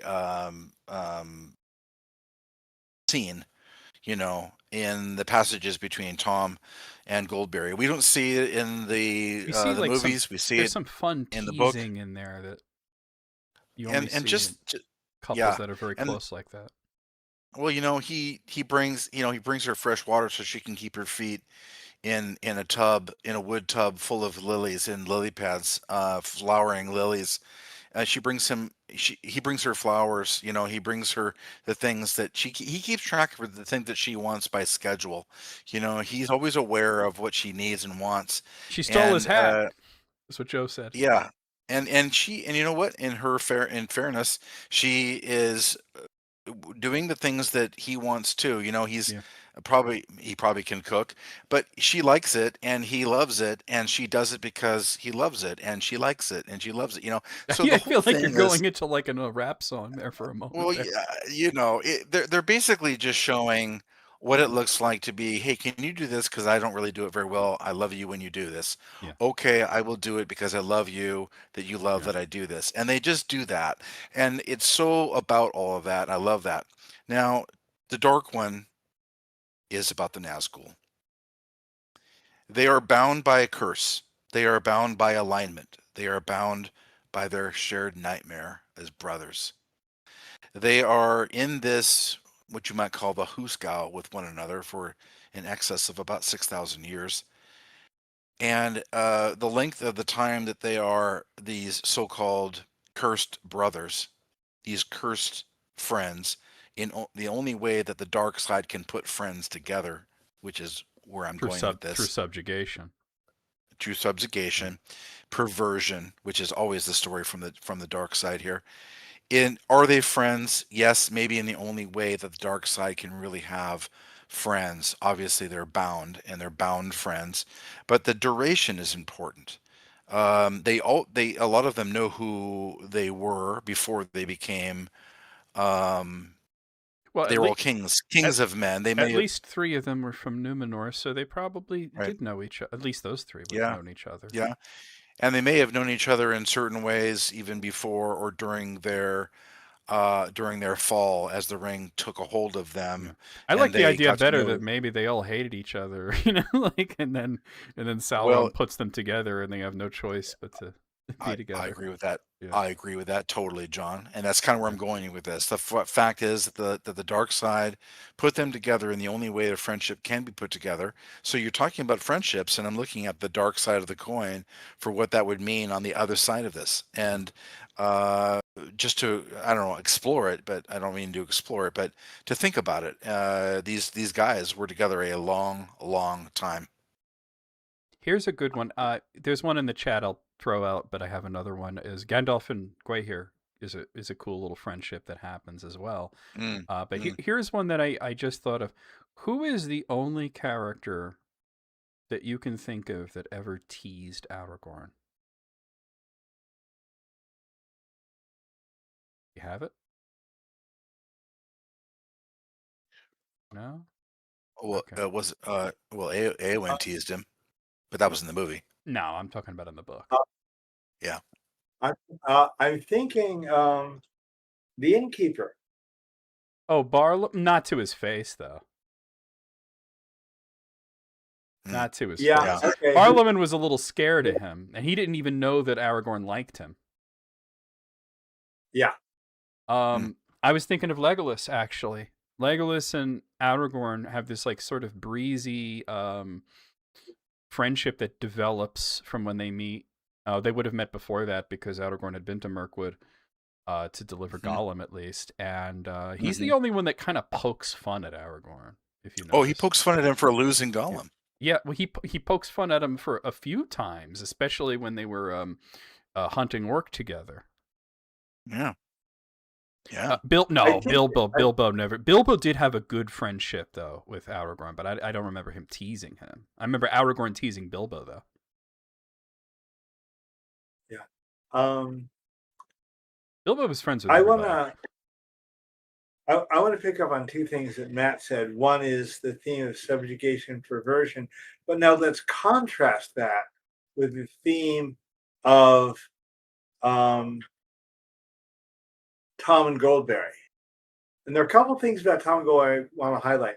We know that there was this annual cycle of love, and Tom giving Goldberry different things to get her through different seasons while not living in the river anymore.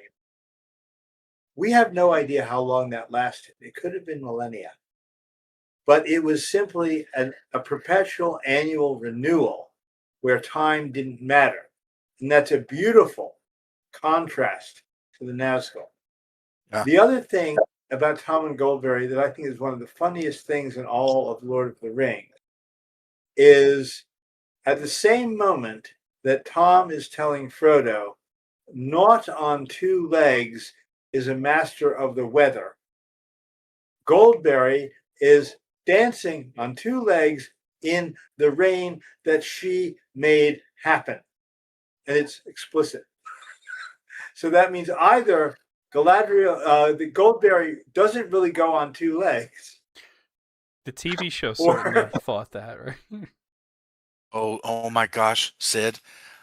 Tell me when you're done, because I have something about that. Okay, well, I just want to celebrate the beauty and mystery of Tom and Goldberry. Tom is funny like that. He says nobody's caught him, but she sure did. Yep, that's another one. Yeah. Gollum and Shelob. I don't think that that's interesting, Deb. I don't think that they were friends. I think that they bonded over mutual trauma, and I think that Gollum worshipped her. But that's a tough one. Goldberry made it right. Yes, Goldberry's washing day. He told them that it was going to happen. He said tomorrow is Goldberry's washing day, and then the entire day, torrential, crazy water coming down, and Tom went out in it, and he came in completely dry as a bone. He was. My grandfather used to say he must have been dodging the raindrops. Okay, so I gotta pitch in here. Go ahead, yeah. Sid, I'm going to reference you in an article that I'm going to write. There you go. I am, because what you just said unravels something, and that is, if it doesn't go on 2 feet, it's not human. That proves. Behold a man, said Diogenes. That proves that she is not human. She is not human. That's the only way all of that can fit together, with her not being actually human. She's not human. That's why he's talking about none on 2 feet. So no mortal on 2 feet can know the weather. And she is excluded from that statement. She is obviously not human, and that means she is of some sort of probably a lesser Maya of some sort. Well, I mean, we're told that she's a spirit of the water, so she is a spirit of some sort. People always ask for proof, and that's proof. Just saying. But we got to be clear here. She is in one of two categories. She is the river daughter, and I take that very literally. Her mom was the river Withywindle. Period. That would make her a nymph, which is the way that I always saw it. I agree with that generally, sure. But that then brings up a very big topic, and I had a biased view from the day I read the Silmarillion, still as a teenager. I created a lot of biased views in my early ideas that I'm still stuck on, and I accept some of them are wrong, and this is one of them. In the Silmarillion, when the order of beings is laid out, I took that as a complete list. So there are Eru, the Valar, the Maiar, the elves, the dwarves, the humans, and the Darkwood. And anyone you are not on the lists. Yes, exactly. And anyone who could speak is a being with a soul. That Tolkien makes very clear. Now, you of course you have the Ents, but they are explained in the Silmarillion. You have the eagles; they are explained in the same chapter of the Silmarillion. And there are the dwarves, and they are explained in the same chapter or the next chapter of the Silmarillion. Now, so I didn't take the whole idea of fairies as a category other than lesser Maiar, but I could be wrong, because how do we explain the River Daughter? How do we explain? This is a really odd one. It's really a holdover from The Hobbit into The Lord of the Rings. The fox who looks at Bilbo and Sam crossing the Shire and says, something strange is going on here. Yeah. How do we explain the bear snakes? Little holdover from Book of Lost Tales as well, with the mermaids and sylphs and spirits.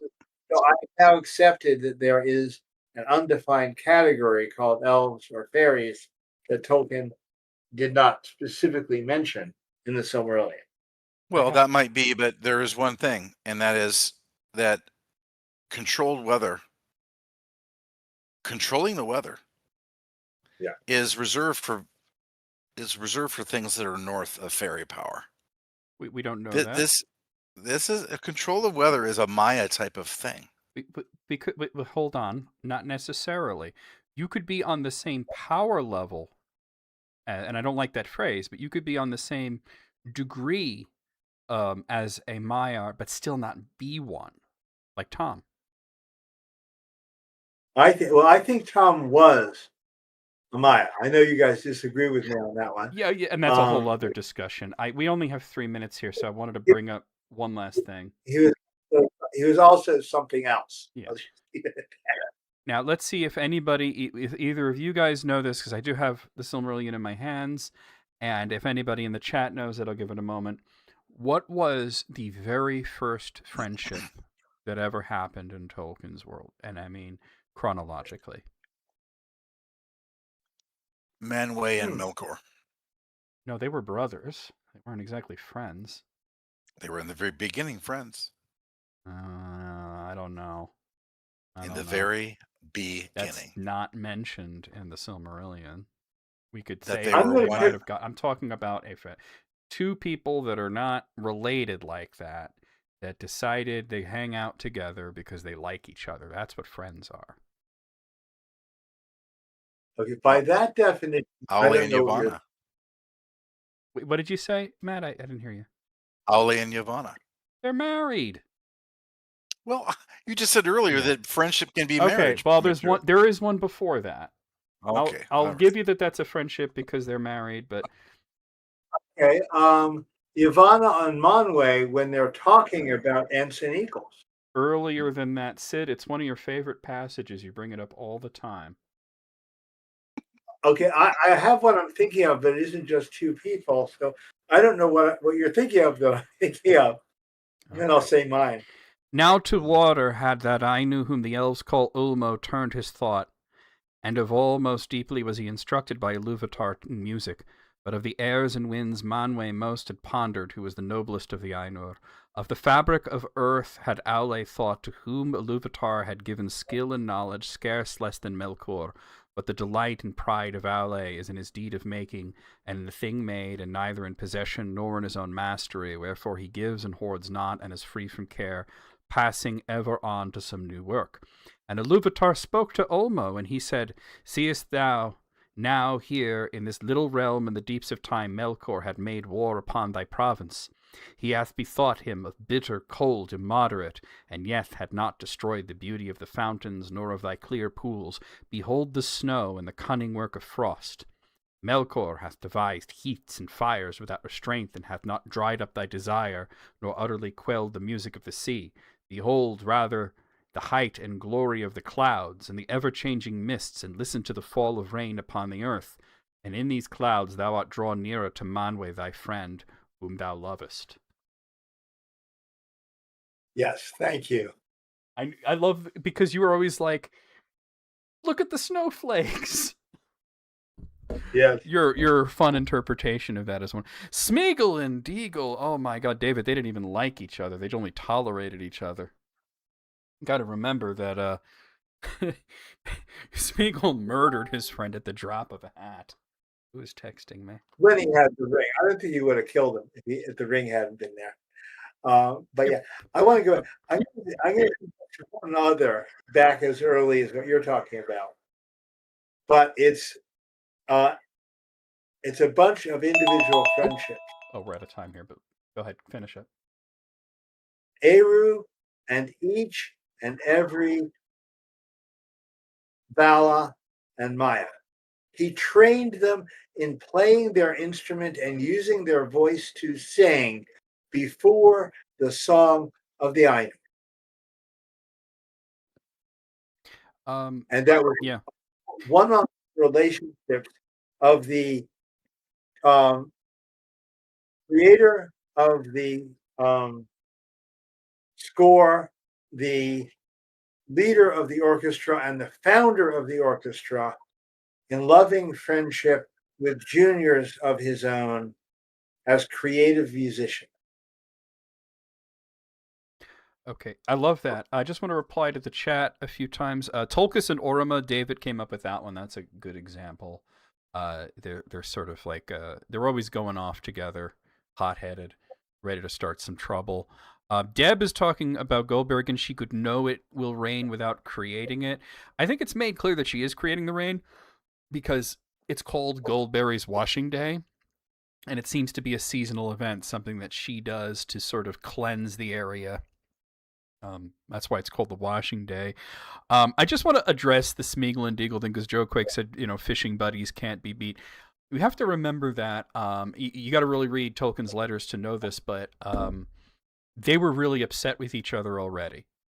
They were both in a bad mood because the gift-giving ceremonies that they have on birthdays, usually the hobbits would give gifts and they would give them upwards to their parents and to their close relatives and such.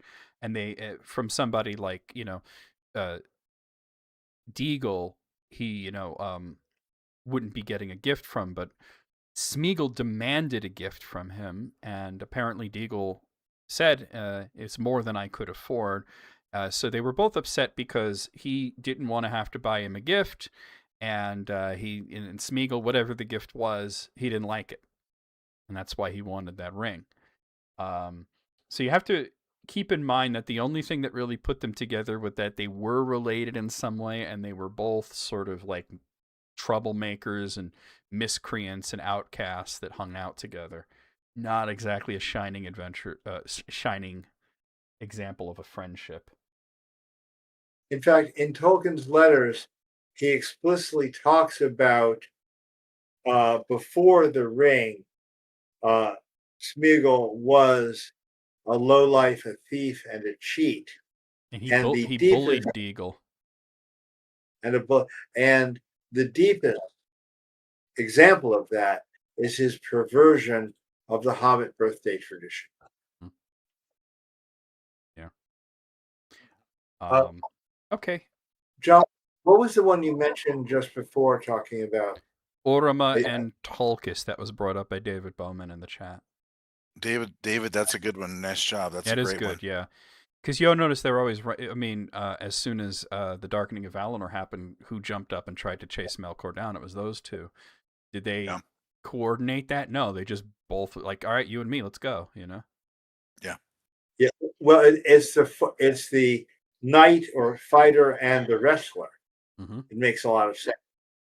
Yeah, absolutely. The great hunter and the sort of Hercules of the tale, like not as tragic as Hercules, but certainly a similar temperament at least. I'll just throw this out to be real quick. I wonder what kind of friendship there was. I think there was friendship between Manwë and Eonwë. Oh, okay. Yeah, Oh, that's a good one because I kind of see Eonwë as being his protege and his closest confidant, and he's sort of the one to execute his orders and his plans and Well, everything. So, Tolkien says that he was number one in arms of all of the Ainur. Okay, that puts him at the very top, and that means that these two well, that's guys, Christopher came up with that line, but I do agree with it. Yeah. yeah, it just puts these two guys, or what you want to call it, as kind of like buds, in a Yeah. way, Anyway, because he's kind of, Manwë's kind of gentle. He's the angel creator of air. He's It kind of chill, depends on which and story you're reading though. If you read the well, Book that of no, Lost that's true. Tales and he's waving around his Yeah, lightning sword, and I like that's that true. version of Manwë too. I like That's true. both. I like any version of Manwë. I think he's a great character. could you make Okay. a parallel? Could you make a parallel? Manwë and Eonwë, Sam, Frodo, and Sam. Interesting. The more peaceful, the more hands-on doing, and the other bond of the officer and his Batman from World Yeah. War One.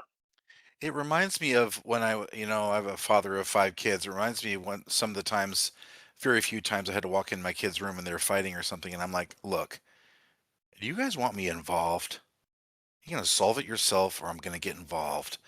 And it's like Manwë and Anway. It's kind of like, do you want me involved? Because I'm going to send Anway in there, and Anway is just going to mess you up. So, Yeah. which cop do you want to deal with here?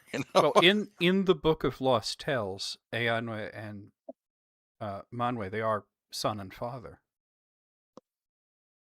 So there you go. Okay.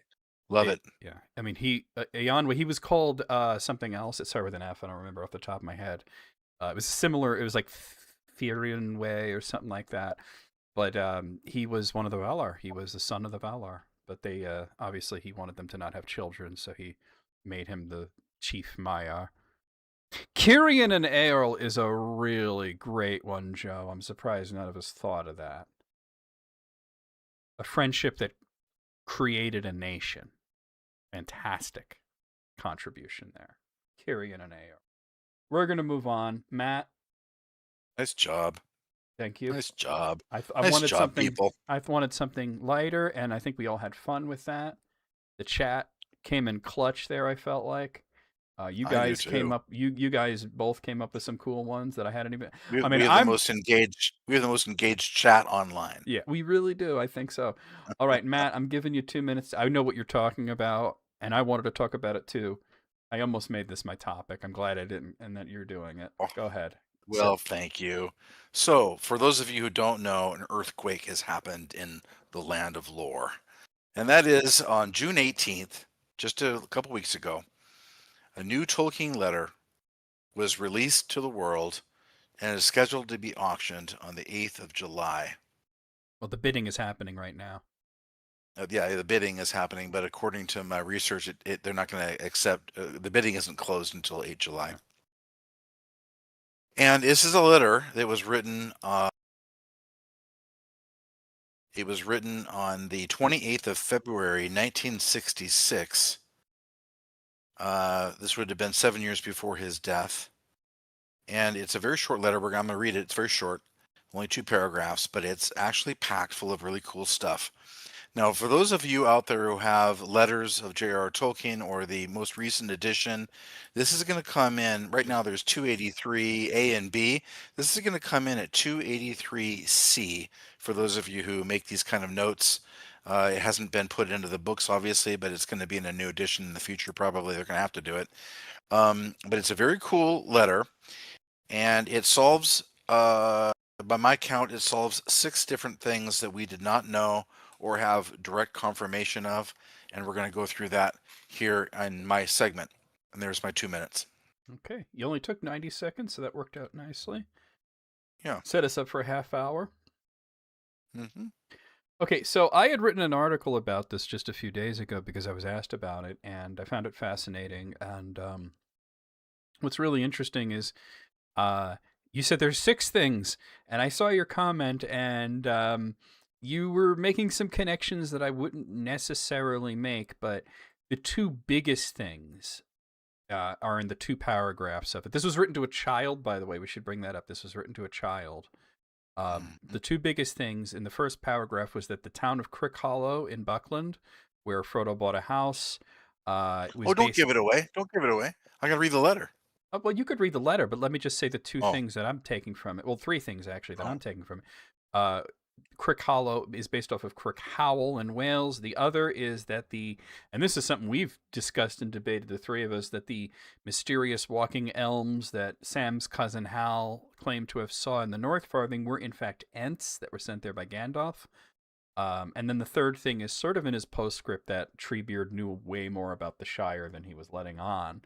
But you're saying there's 3 other things we're getting from this. Yeah.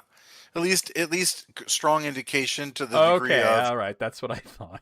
Let's. strong surmise that support Okay, other leanings and other passages. This okay. helps out a lot with those. So I'll read the letter first. This is to a little girl named Jenny, dated 28 February 1966. Thank you very much for your nice letter. I have been in most parts of Wales, but the place names I use are made up from English models or borrowed from books, though Crick Hollow was actually meant to resemble Crick Howell, and this is related to Crick Howell in Wales. Second paragraph. The wonking elms were meant to be Ents, in parentheses, but not Entwives, end parentheses. Gandalf had asked one or two of them to keep a watch on the Shire, but he did not tell anybody about it. With best wishes, yours sincerely, J.R.R. Tolkien. There's a subscript below that John's already mentioned, but here is my list of what I think this either means or strongly supports further down the tunnel, as we say. Before you do, just from the chat, I find this fascinating. David says that he just knew that Crick Hollow and Crick Howell were related. He drives through Crick Howell all the time, and it's a very hobbity read. Oh, very cool. I like that. Now, then I've been following this like John has. Right now, the city or the township of Crickhowell is one of the big bidders right now to bring this letter home. Now that they have confirmation that Crickhowell is Crick Hollow, so it's kind of cool for them. I hope they win it. Yeah, I hope that Um, like it doesn't wind up in the hands of like a Peter Thiel or some other Saruman type out there, you know. in fact, I wouldn't be surprised if they don't have a setup fund, and if anybody cares about fundraising for them to get this letter for them, why not pitch in, give money to them, let them get it, let them bring it home. It's a big deal. It's kind of cool to be mentioned this late, this far after all of this happened and he passed away, so many years ago. So that's cool. So here we go. I think, well, obviously, Crick Hollow is Crick Howell of Wales. That's number one. Number two, Ents were seen. We have now confirmation that these Ents that Hal saw early on at the borders between the old forest and the Shire were indeed Ents. Well, That's number he two. no, he didn't see them. He saw them in the North Farthing. Okay, the north. Okay, the north farthing Yeah. bordering the. Okay. This region. Yeah. These are not Entwives. He's very clear about making sure that we still understand that Entwives are gone, and these are not Entwives. So that's more clarification. That's a third thing. A fourth thing is that one or two of these Ents were signed by Gandalf, and we have to understand where this is. This is 660 miles northwest of Fanghorn. So this is a long ways away for Gandalf to be assigning Ents, not Treebeard, not named to be Treebeard, but Ents who are known to be in forests where there are Huorns, and we know that the hobbits and the Huorns had a battle many years prior to this, which established their border. And That one of the reasons why they were that's why I so have that big wall up against the old yeah, forest. there's that old wall there that has one wooden gate in it, and the hobbits didn't want to go through it because they knew of the legend, right? Hey, let me So ask you a question. Just this is stupid, but do you think that like the Huorns there they feel like that gate is mocking them? It's made out of wood. it wouldn't surprise me if how funny that is because the whole wall is stone. Yeah, but then they're And like, wait a minute, you made that out of us.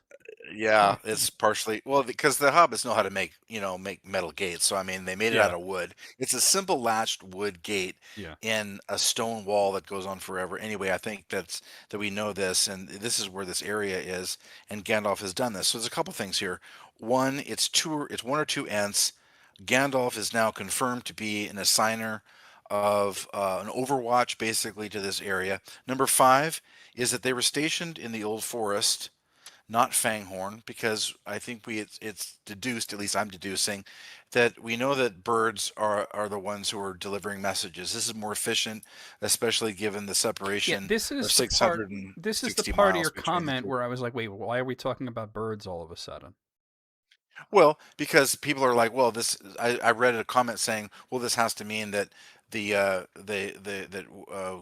went all the way to Fanghorn and arranged for Ents to come all the way up to the Old Forest to monitor the western side of the Old Forest, bordering the Shire. And it's like, oh, give me a break. Well, We were that okay. I didn't Tolkien. see that comment, but I have 2 points on that. One, Yeah, it's not odd to think that a guy, the Gray Wanderer, would be doing all that traveling. That's what he does. true. But the second thing is, I don't think we should presume that Fangorn is the only place in Middle Earth that has Ents. I It's agree, and certainly that's why the biggest Ent population and probably the most important and oldest Ent population. But there's no reason to believe that there weren't already Ents in the Old Forest that Gandalf spoke to and said, "Hey, could you keep an eye on the hobbits for me?" I'm agreeing with that. And I think this is confirmation that because there were previous wars between the Huorns and that the Ents are tree herders, that these Ents were proximate and these were the ones that were asked to keep an eye on that area. So this is confirmation that the Old Forest we already know the Old Forest had Huorns because, well, I personally believe that the Old Man Willow is basically an ancient Huorn. But there are Huorns that were engaged in. Tolkien said that he wasn't, but that there. You're Okay. right that there were Huorns. I mean, we know the trees are Okay. moving around. Mary was getting lost. Yeah. So there was this battle, and they're there, and these are tree herders, ants have to be in this forest. By the way, I think that the old forest is older than Fanghorn. They were probably once the same forest. Now, Sid, you've been doing a lot Yeah. of moving around and grabbing books and stuff, and you must have something really fun to say now. Well, actually, I'll let Matt finish and then turn it over to me. Okay. I got two more. Thank you. Okay. So I think that the old forest, yes, they were connected. You're correct about that. However, the old forest is well, I guess direction isn't going to matter for age, but anyway, it's old. That's why they call it the old forest, Yeah. and Fanghorn is called Fanghorn. Number six, Treebeard knew more than he was letting on. That's in the subscript at the very, very bottom. The handwritten portion. Um, right. And number seven for me was none of this should be too difficult for people to buy into because Tolkien had said that um, that birds were involved in communication, so there didn't need to be ants going back and forth 660 miles, which at 10 miles per hour would have been 3 days to walk one direction and 6 days to make the total round trip without any pausing at all 24/7. So birds could have been used to communicate this information back to Treebeard or anybody in Fanghorn. So I think this gives more evidence that there were Ents in the old forest. Which, lastly, is interesting because there's no way that Tom Bombadil wouldn't know who these Ents were, and that's cool in my book. Okay. I'm gonna hand it over to Sid after I just say just very brief notes. You keep saying Fanghorn. It's Fangorn. I just wanted to throw that out there. Oh shoot, my tonsils are abnormally large. Is that the fact, or are you just messing with me? I'm messing with you, bro. Okay. Sometimes it's hard to tell. Joe Quake brings up in the chat a counterpoint to what you just said, and I think is very true. Ents move very fast. Distance is not a big deal for them. I understand. I'm just saying that what their rough average speed would be. 10 is pretty quick. And I think that with especially Treebeard himself talking about how much he traveled and used to walk around all around Beleriand and everything, I think it's not that there were Ents going down there to give him reports. I think he came up there every once in a while, and that's why Tolkien says he knows a lot more about the Shire than he let on. I don't doubt that. I'm just saying if there's Huorns in the old forest, which there are, Well, then there are 100% on that. then there are Ents there, is what Okay, I'm saying. Sid was doing a whole research project. I need to know what that was about. That was fun to watch. Okay. It goes back to before, because the moment you told me about it, John, just before this call, I was very puzzled because in Tolkien's letter he says 2 Ents, but in the book there is only 1 Ent seen, and I had to find the right page and double check it. In the book, there is 1 walking tree seen in the north side of Northfarthing, not 2. And so Tolkien either remembered something different or changed the story to 2 when he wrote that letter, because it's not in the book. Just had to deal with that. Well, just because one is seen doesn't mean 2 weren't assigned to be looking. I agree, but Yeah. No, when Tolkien wrote, yeah, he Sid's made it saying sound when he wrote The Little Yeah. Girl, he said plural elms. yeah. Number 2,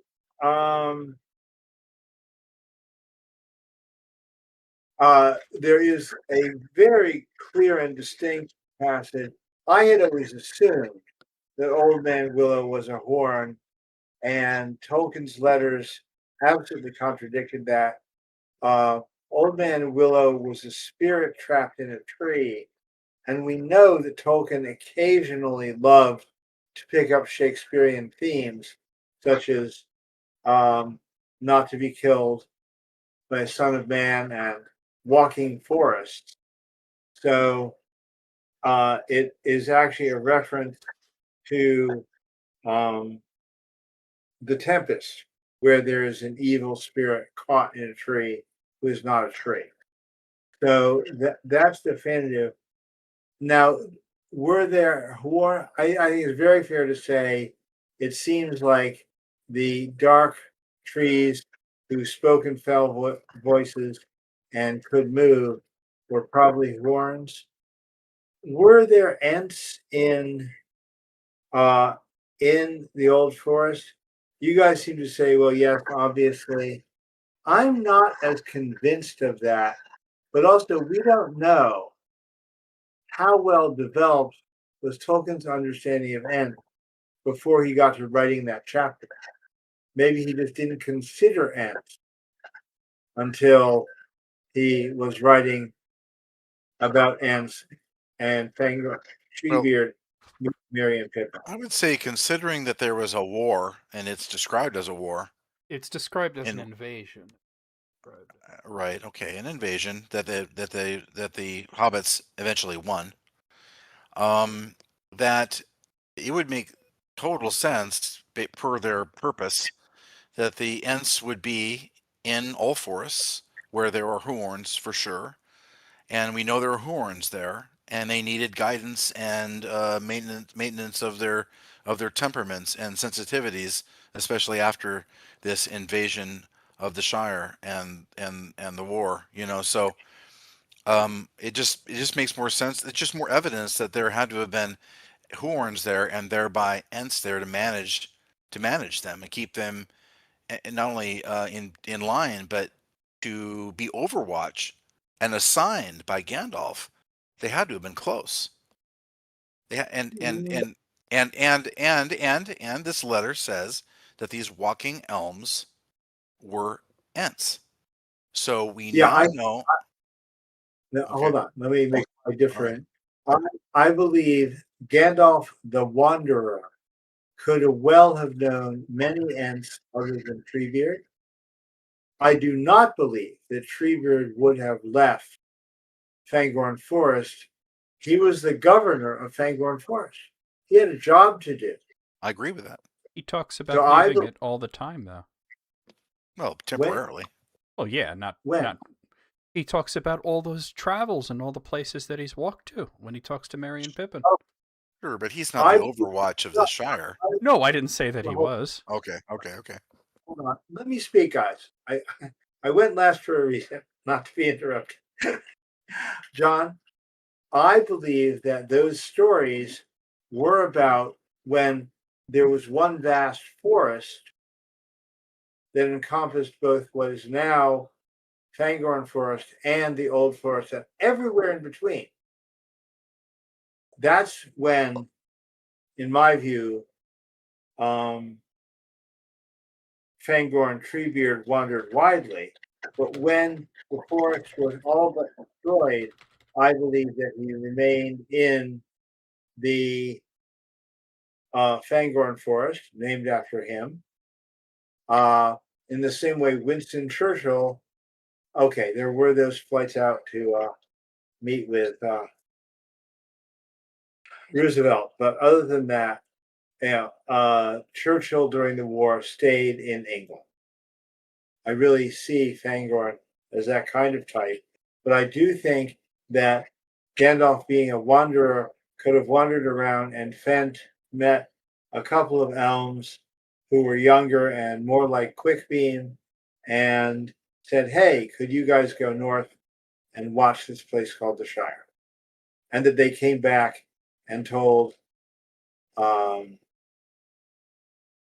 Treebeard. Treebeard all about it, which is why Treebeard was so knowledgeable. No birds need to have been involved. I'm not saying I'm right. I'm saying both stories fit the original book and these letters. I think the bird thing is plausible, but I don't think it's true in this specific instance. And I think it's mostly due to the fact that a lot of the birds in that area, and I'm talking about Fangorn, had become under the spell of Saruman at that point. Once Radagast taught Saruman how to speak to birds, suddenly he had a vast network of spies. And what's interesting is that when Saruman thought that that region to the north, the Shire, was of interest to him, he didn't send birds to spy. He went himself. Let me get this right. Well, Are you guys both saying that in a forest that has Huorns, for sure, a large one and an old one, like the old forest, didn't have Ents assigned to do this Overwatch Hold on. on? I said that there are Ents in the old forest, if you remember. But it seems like you guys are going towards whatever was assigned to do the Overwatch on that exact bordered land was not any Ent in the old forest, but probably came from Fanghorn 660 miles away. I didn't say that. Sid's Okay. saying that, but I didn't say that. Yeah, you misread John. You didn't misread me. Okay. Again, I'm not saying I'm right at all here. This is a perfect example of where speculation is entirely appropriate and everyone is right if the story feels true to them. But I like the idea of Gandalf the Wanderer hijacking a couple of young Ents out of Fangorn Forest to go look. He's foresighted that But you're that eventually Treebeard will need to know about it. but you're not ruling out that it could have been a couple of young Ents in the old forest that he has to do it. Yeah, and yes, but I have one other point, which is the reason I don't think we know that there were Ents, even though there were horns, is Bombadil was master. So it could have been Bombadil's own role to keep the horns under basic control And so I'm not saying ants weren't there. It's my story and your story can both be right, but it could also be that Bombadil being master of the old forest meant there was no need for ents, even though there are horns. There's a third option that we should But talk about. okay, real quick. But the letter says that what was seen were ents, not horns. I just think they were ents from Fangor. Okay, gotcha. Yeah, that at one point, I get that. There's a third option. They could have been from Fangorn. They could have been from the old forest. They could have also just been from a totally different forest. There are a lot of forests in Middle-earth. Some of them are quite old. There was a point in time where all of Eriador was the old forest.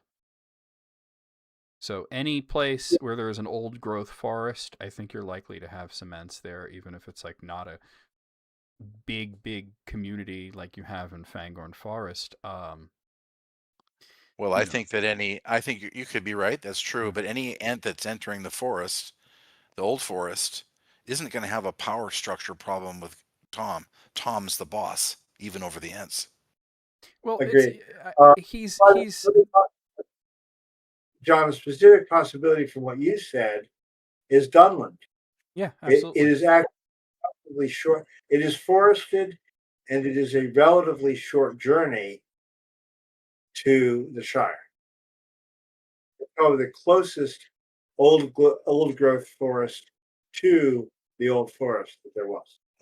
I'm good with that too. I just think that if he's the master of wood, water, and hill, that includes ents and horns. But well, I gotcha. Here's the thing about that. When he says he's the master of wood, water, and hill, we have to remember that ents are neither of that. Ents are not wood. We have to remember that they are giants. They are not trees. Okay, so that's an important distinction. But why are they called ash and elm?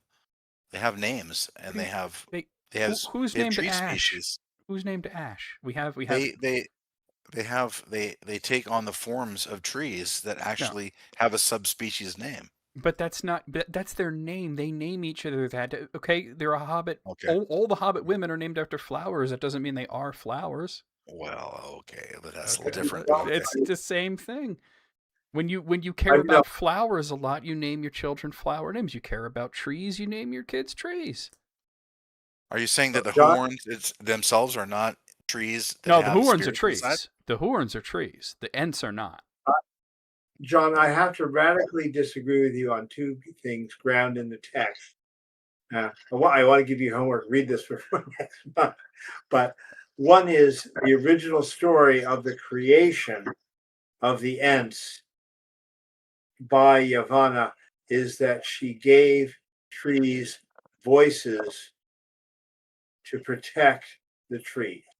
And two is Fangorn himself says ents become more tree-ish and trees become more entish. I will agree on your second point, but the first point is incorrect.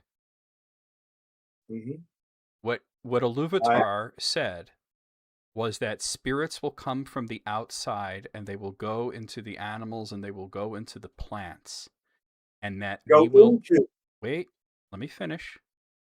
Yeah. And the spirits going into the plants is what accounts for the Huorns. However, what Iluvatar also says was that he heard her the first time, and that when she sang in the Ainu Lindala, she asked for protectors of the trees, and he said that they will awaken, much like the children of Iluvatar did.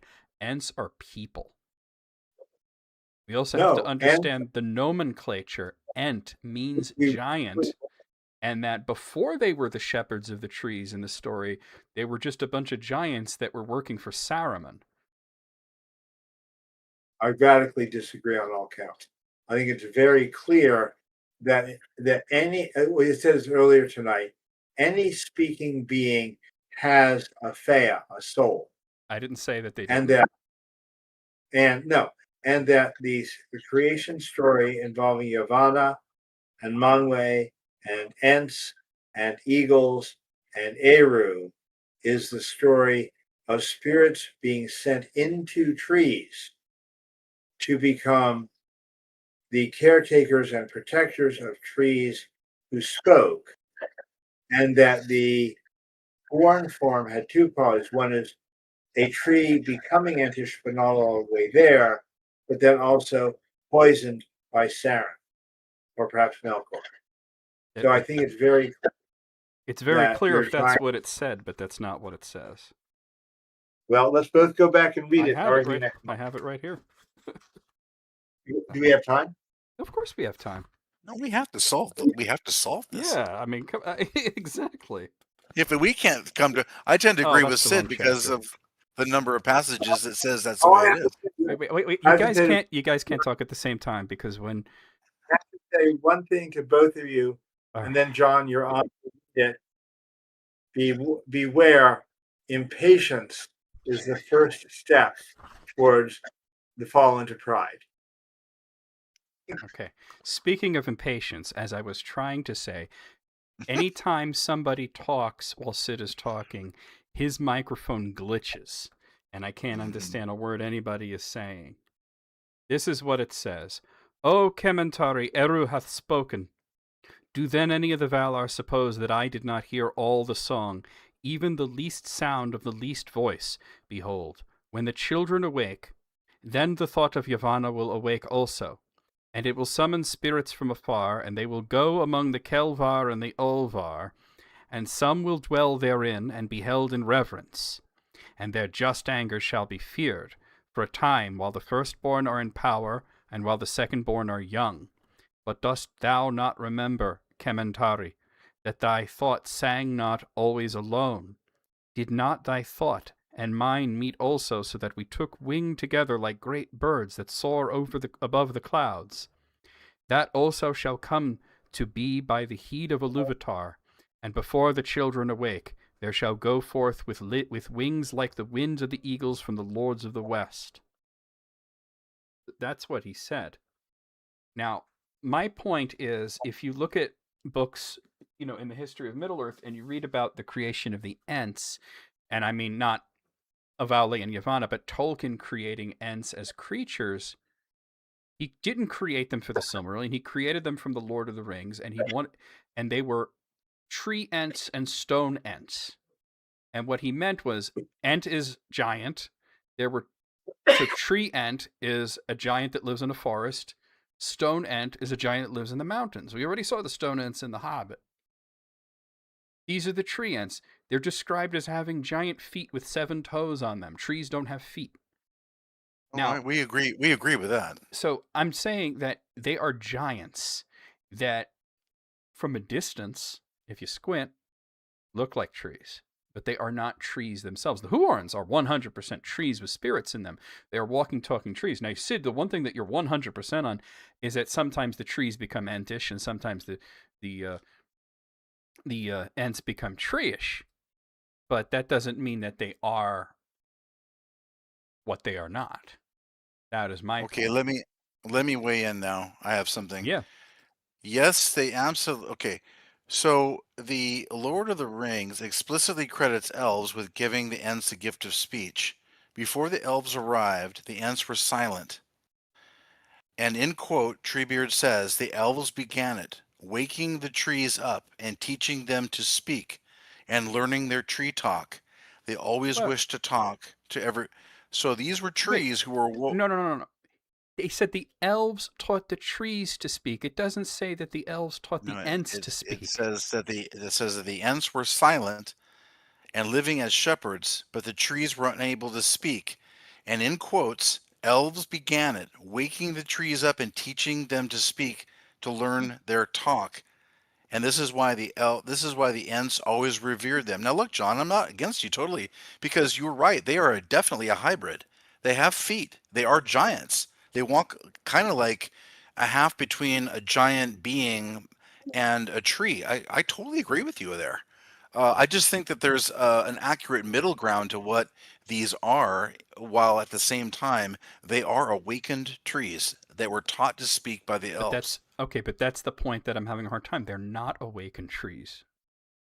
They're not. Well, this is the passage. But that's not what the passage says. You just read. Wait, hold on, Sid. I'll hand it to you in a second, but let me reply to this.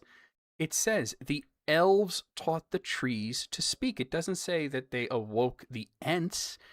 The Ents have been This was around longer than the elves. this was Treebeard's response to their awakening. Oh, okay, hold on. Let me stop that alarm so that it doesn't drive us crazy. So he was answering the question about them altogether, Ents and Huorns. And in his letters, Tolkien stated that the Ents learned language from everybody, but they loved Quenya the most, which is why their language is a bunch of Quenya mashed together. But what you read is agreeing with what I'm saying. Ents and trees are two different things.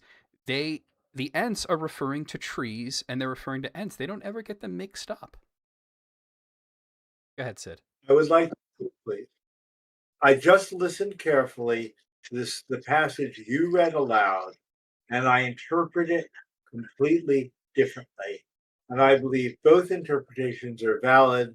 And until such wonderful time as we can talk to Tolkien. Are you talking about what I read or what Matt read? What you read, John.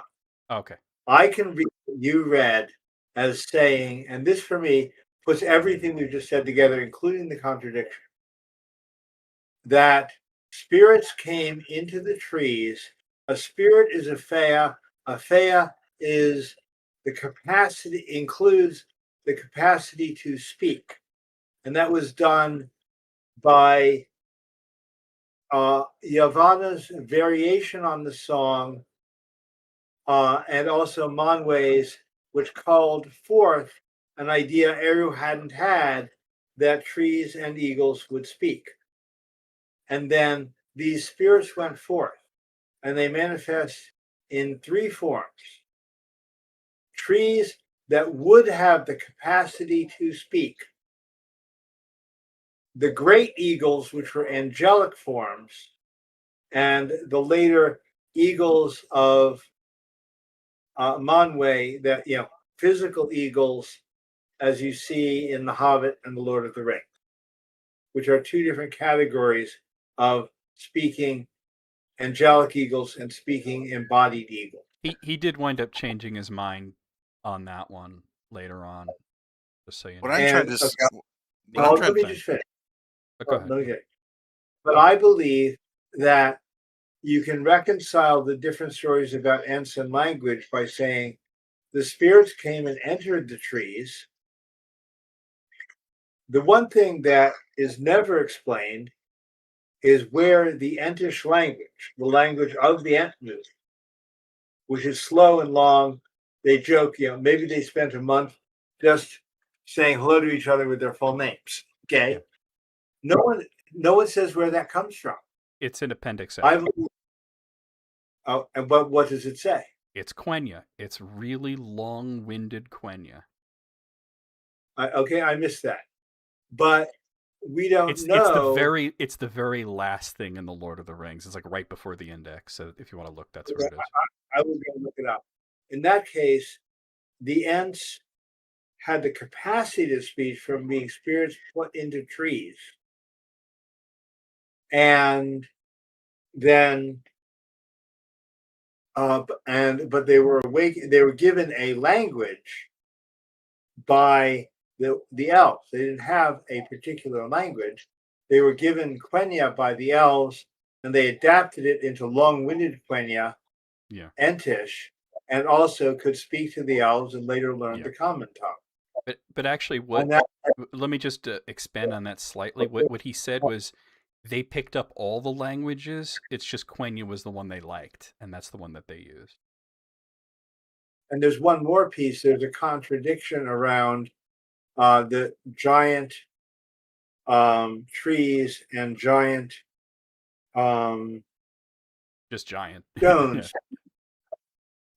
And so, talk about trolls, because Fangorn Treebeard also says that Sauron made the trolls in mockery of Ents.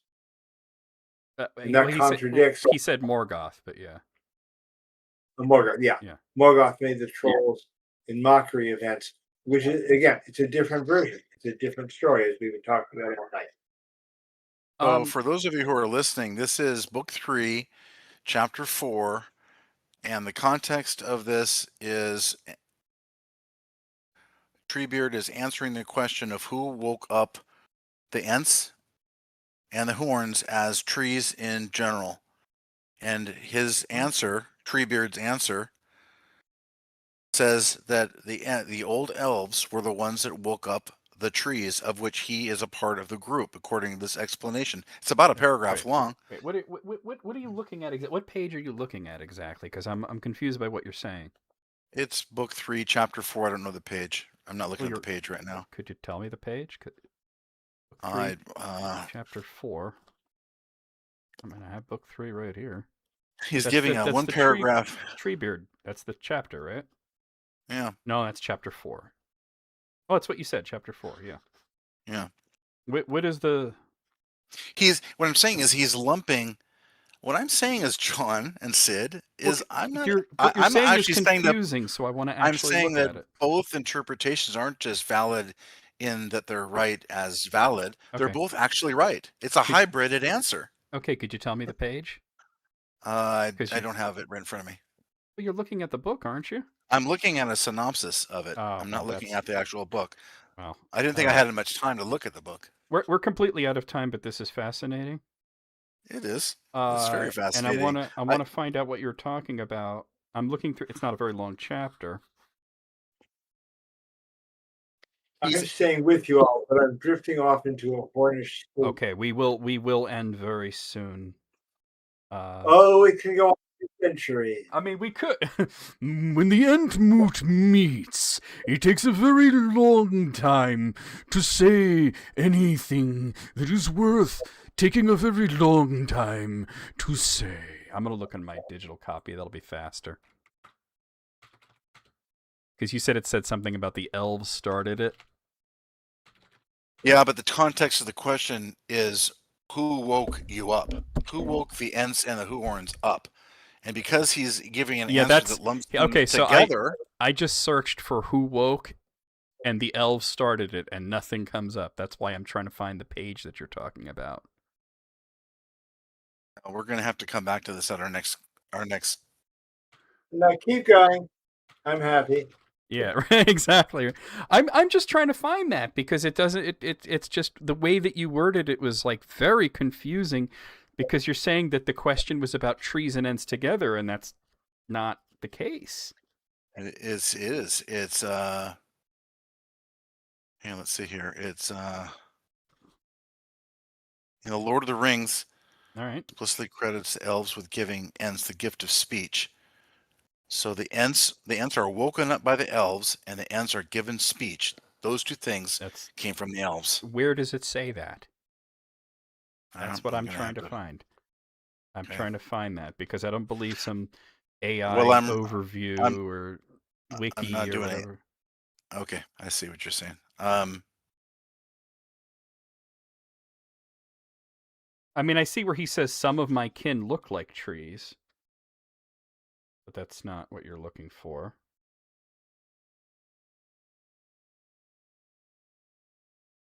Found it. I found what you're talking about, I think. Read it to us. Yes. Let's see. Did he now, rumbled Treebeard. He's talking about Celeborn here, and I might have said as much the same. Okay, let's skip that part. And so is this folk have come to grief here. Aye, they have to grief. Lor Lindoran and Lindoran and Nor Malinor Nellian or Melinan. He humbled to himself. They are falling rather behind in the world in there, I guess. Neither this country nor anything else outside the Golden Wood is what it was when Celeborn was young. Still, Tor Lilo Morimea, Tumbala Mora, Tumbala Torea, Lormenor, that is what they used to say. Things have changed, but it is still true in places. What do you mean? Said Pippin. What is true? The trees and the Ents, said Treebeard. I do not understand all that goes on myself, so I cannot explain it to you. Some of us are still true Ents, and lively enough in our fashion, but many are growing sleepy, growing tree-ish, as you might say. Most of the trees are just trees, of course, but many are half awake. Some are quite wide awake, and a few are, we're getting Entish. That is going on all the time. What happens to a tree, you find that some have bad hearts, nothing to do with their wood. I did not mean that. Why, I knew some good old willows down the Entwash. gone long ago, alas. They were quite hollow, indeed they were falling all to pieces, but as quiet and sweet-spoken as a young leaf. And then there are some trees in the valleys under the mountains, sound as a bell, and bad right through. That sort of thing seems to spread. There used to be some very dangerous parts in this country. There are still some very black patches. So, still not seeing where he's talking about. Oh, here, I found the exact thing. Some of my kin, I saw it before and I didn't realize it. Some of my kin look just like trees now and need something great to rouse them, and they speak only in whispers. But some of my trees are limb-lithe, and many can talk to me. Elves began it, of course, waking trees up and teaching them to speak and learning their tree talk. They always wished to talk to everything, the old elves did. But then the great darkness came, and they passed away over the sea, or fled into far valleys and hid themselves, and made songs about days that would never come again. So, exactly as I said, he's talking about trees, he's not talking about Ents. Ents were not given speech by elves. They already had speech. They learned many, many languages.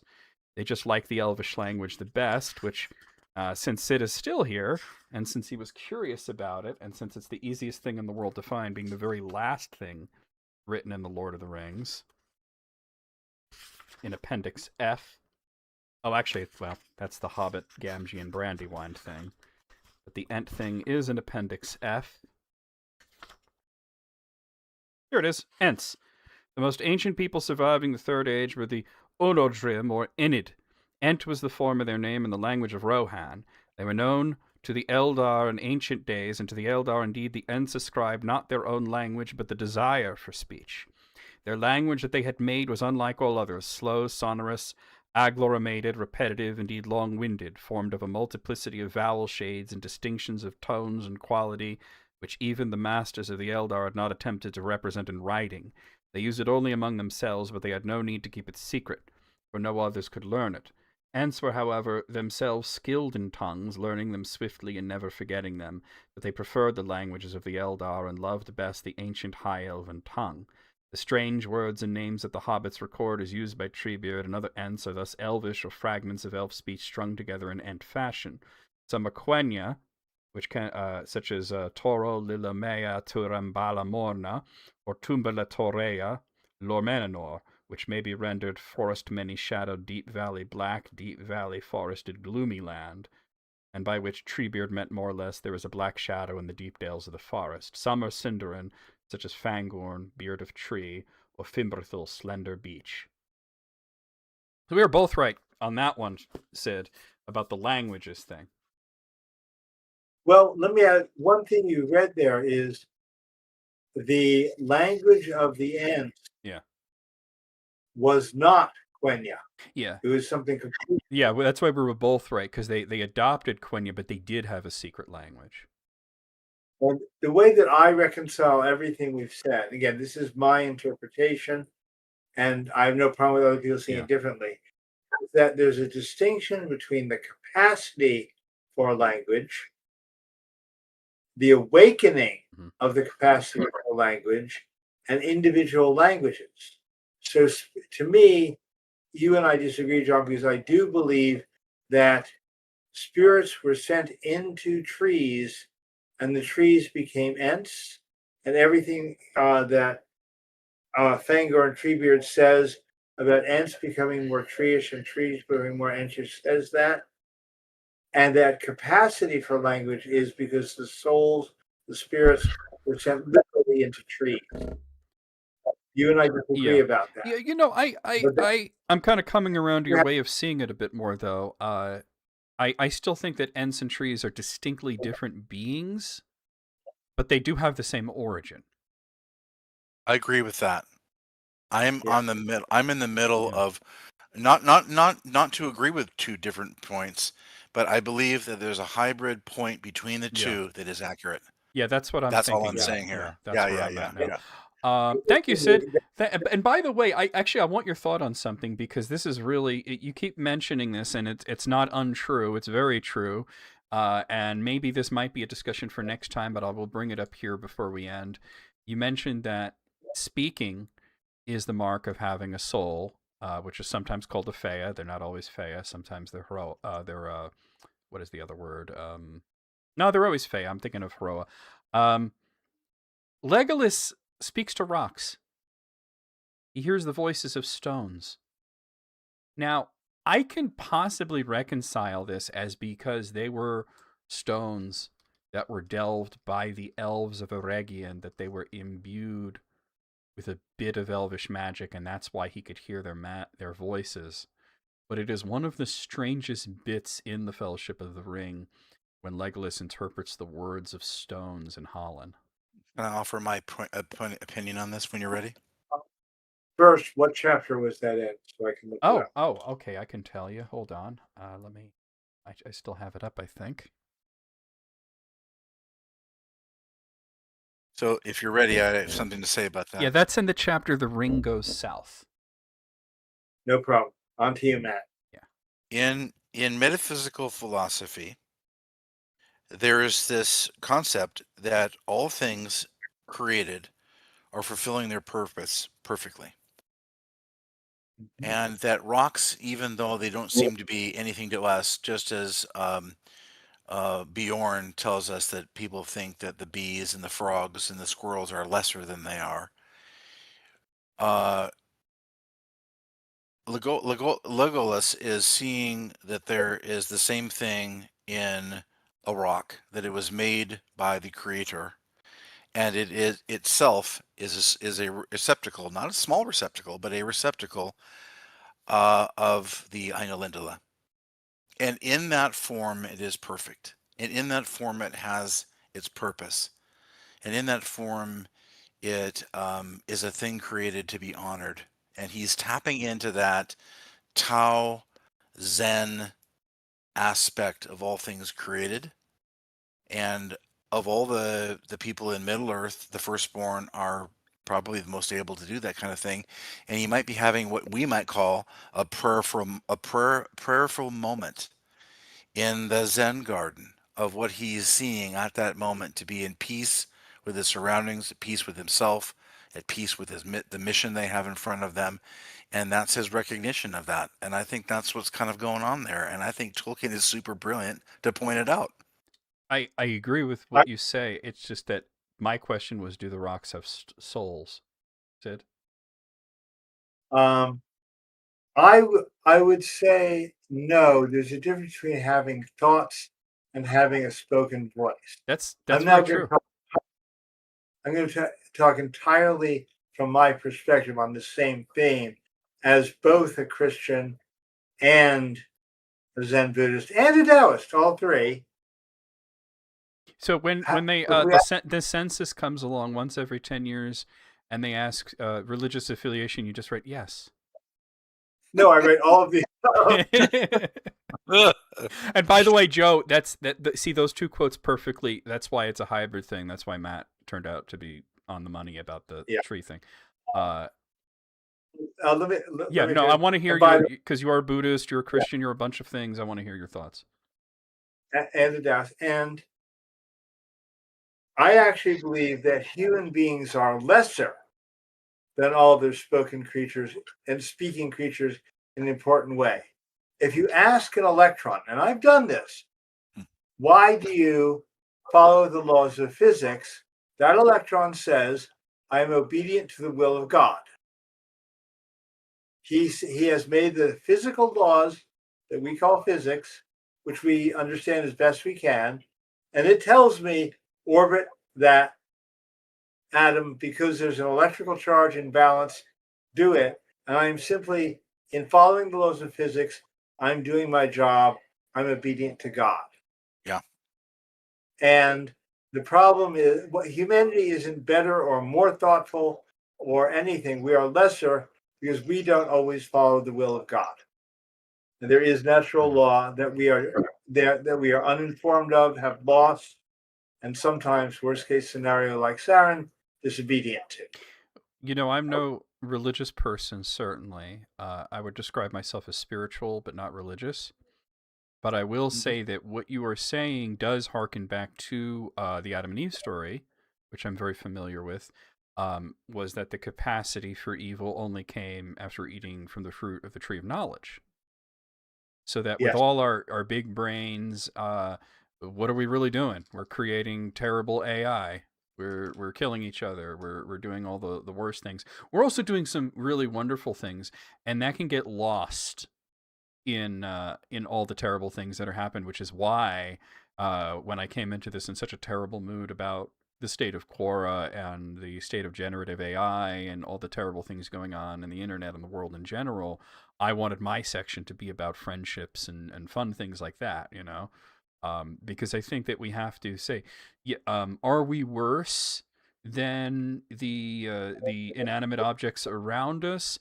I would say we have the capacity to be worse. We have the capacity to be better, and it's our individual choices that make us what we are, because human beings are not a monolith. And we can change. And we can yeah. change the. I agree with all that. I will also say that, you know, when we have, you know, these when we have these different perspectives, like look at our situation. We're unlikely group of people, just us three, who would Yeah, we're so different from each other. Yeah, very different from each other. And we get along so well. Mm-hmm. Well, yeah, we do. We do. And we're wait, hold on. I'm sorry, Matt. Sid was saying something, and when he, like I said, when two people Sid, we're gonna have to like maybe work on this, because whenever somebody talks and you're talking, your microphone glitches real bad. But I did want to hear what you had to say. We'll take tech time for that within the month. Yeah. But I was simply saying we have grown greater friendships in doing that. Mm-hmm.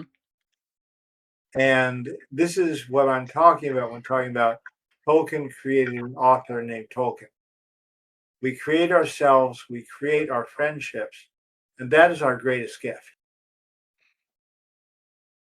It's sub-creation at its best, to create ourselves as sub-creators. By the way, Matt, do you see why I put you last twice in a row? I don't know. No, I mean, if you want to know, it's because your sections tend to lead to these fascinating discussions. Even when we disagree, we're kind and we listen to each other, and we have our changing perspectives and everything. I changed my perspective a little bit. Sid changed his perspective on something earlier. You've changed your perspective on things, and that's really important, to not get so lost in your bubble and to think that you're like the be all end all of knowledge. We were having, even before Sid came on the call, me and Matt were having a discussion about how not everybody, but I was being hyperbolic, but I say everybody in Quora seems to think that they're the gate masters of all knowledge. And that can be well, you know, as we lead into the 4th of July, happy Independence to everybody watching, Independence Day to everyone watching, and to my colleagues here today. You know, we're very separated in a lot of our beliefs. We are very separated by mileage. We were basically from the three corners, I guess, of the country. Yeah. This would have never happened had we all of us not just extended our hearts and our hands outward and just talked. Well, Matt, listened. you were the one that brought us together. That can't be glossed over. Well, you can't dance unless the person says, "I'll dance with you." It's true. Thank you to you guys as well. All of this is making me not only a happier person, but literally a healthier person. That is and true, these 7:30 to 10:30, 7 to 10:30, these 3.5, 4 hours have given me a boost of healthy, balanced energy that I badly need. So let us thank ourselves and each other for our friendship. And that's a big thing. Just to pull the veil back a little, just a little bit, just a little too, as a treat. Almost every time we start one of these, Sid says, I might have to bow out later. You know, I might have to just go take care of myself. I might have to disappear for a few minutes. And I would say, that's fine. You can do that. Just leave the webcam on. And, you know, it's never actually happened, because once we get going, if we get like a second, third, 17th wind, and to pull back the veil, sometimes right after this, Sid will go to bed and me and Matt will still be talking for another 2 hours. Sometimes. And it's happened a lot. Yeah. And I want to be clear. I have only about 6 close friendships in my life. because every one of them does for me what you guys do for me. And then It's my sometimes, path. and sometimes we're up till after midnight trying to find Chris. Just once. Let's not about that. Okay. I know it's embarrassing, but it made for a great story, and but it was us coming together to help Sid. That was like the big thing, you know. That was what made it important, you know, like because it's like end my act. Sarah, thank you for the subscription. Tier 1 for 64 months. How are you doing? We're wrapping it up, but thank you, Sarah, for subscribing. Skong indeed for 64 months. Sorry, it was a thing on Twitch that happened. Skong indeed. For those of you who are seeing the word skong and you're wondering what the heck, what is that? What is that? That's a Silk Song. We call it skong for fun. That's the game that I play on Tuesday. Speaking of which, we're going to end. Guys, do you have any closing things that you want to say before we head off to the Grey Havens here? No, thanks for joining us, everybody. It was a good night. Another good night. It was fantastic. It really was. I really appreciate how much more engaging all of you in the audience are becoming. You're part of the conversation. I always love, especially with some of the latency we've had, which is, I guess, not as bad as I thought it would be, but really great. Actually, Sid, I have a question for you. Sure. Have you gotten to watch the play yet? Not yet. Just, again, illness. I understand you've been, because you know, I'm sure especially Matt would want to hear your thoughts on it, because we had so much fun last month. We were talking about the possibility of maybe at some point in the future coming together to do like a second showing. We'll see. You know, Laurel travels a lot and everything, and I'm busy, but you never know. That would be great, and I'd be up to finding a part for me in that. And Matt, by any chance, have you ever gotten the script updated and you could send it to me? You were working on that. Yeah, no, I mean, where we left off with the script, with all the notes, if I showed you the notes we had. Yeah, the issue is we all just kind of marked up our I'd have to compile. I'd have to compile all the edits from their books and bring it to. At that point, it would be a major project. Especially since it's kind of like there were a lot of like turning the Silmarillion. Well, we had a narrator involved. We had a narrator involved too. That's a fourth person. Yeah. Who changed things. Yeah. Kind of like turning the Silmarillion into a finished book. Kinda, yeah. Kinda. Well, maybe not quite. Not on that magnitude, but a similar sort of thought, right? But you know what? I will do my best, because I have a lot of the notes, maybe most of them. Well, you know what, Matt, can I give you a bit of advice on that? Sure. Use the video as your reference. You know, so I will not rule it out, Sid. I will try to do it. Okay. Or you could plug the video into a transcription tool and have it write you a script. That might make it messier.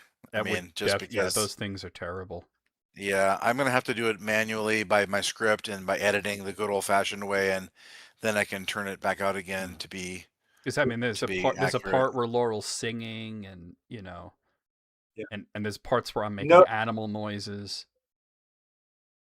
No rush, but 2 hours a week, it'll go a lot faster than you think it will. Yeah, that's true. 2 hours a week, you might have it next year. Or might, yeah, exactly.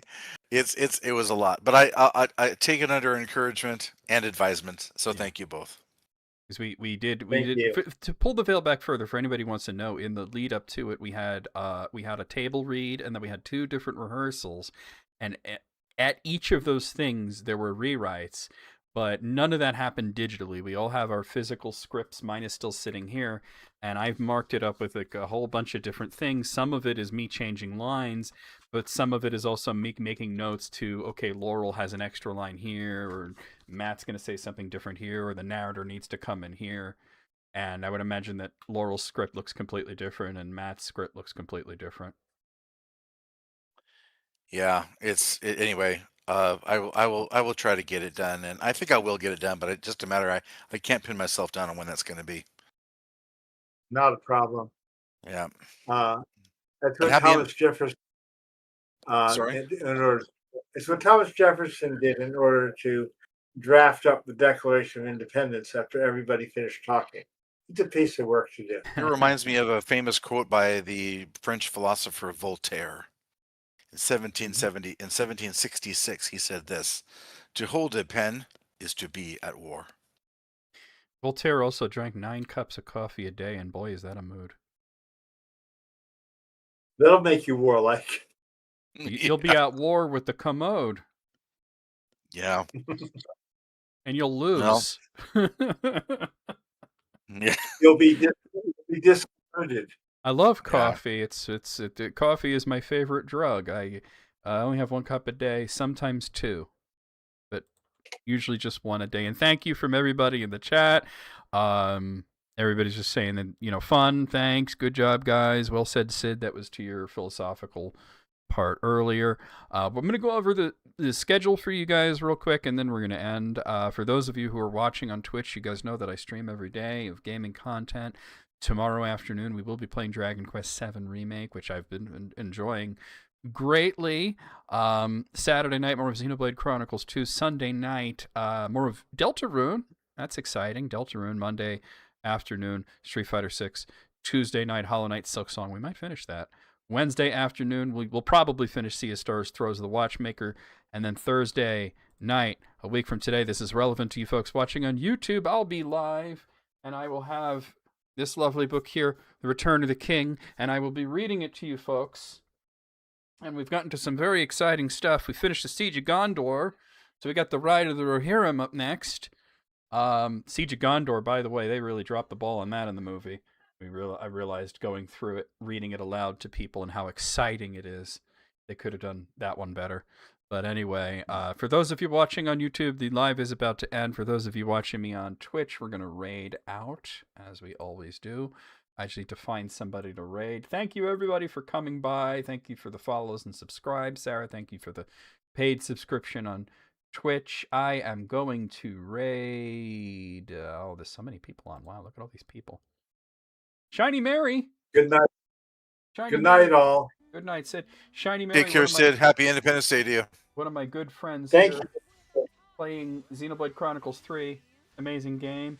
I think she's kind of near the beginning of it, which is interesting. But we're going to go ahead and raid her. We're going to do something about Tyon the goat.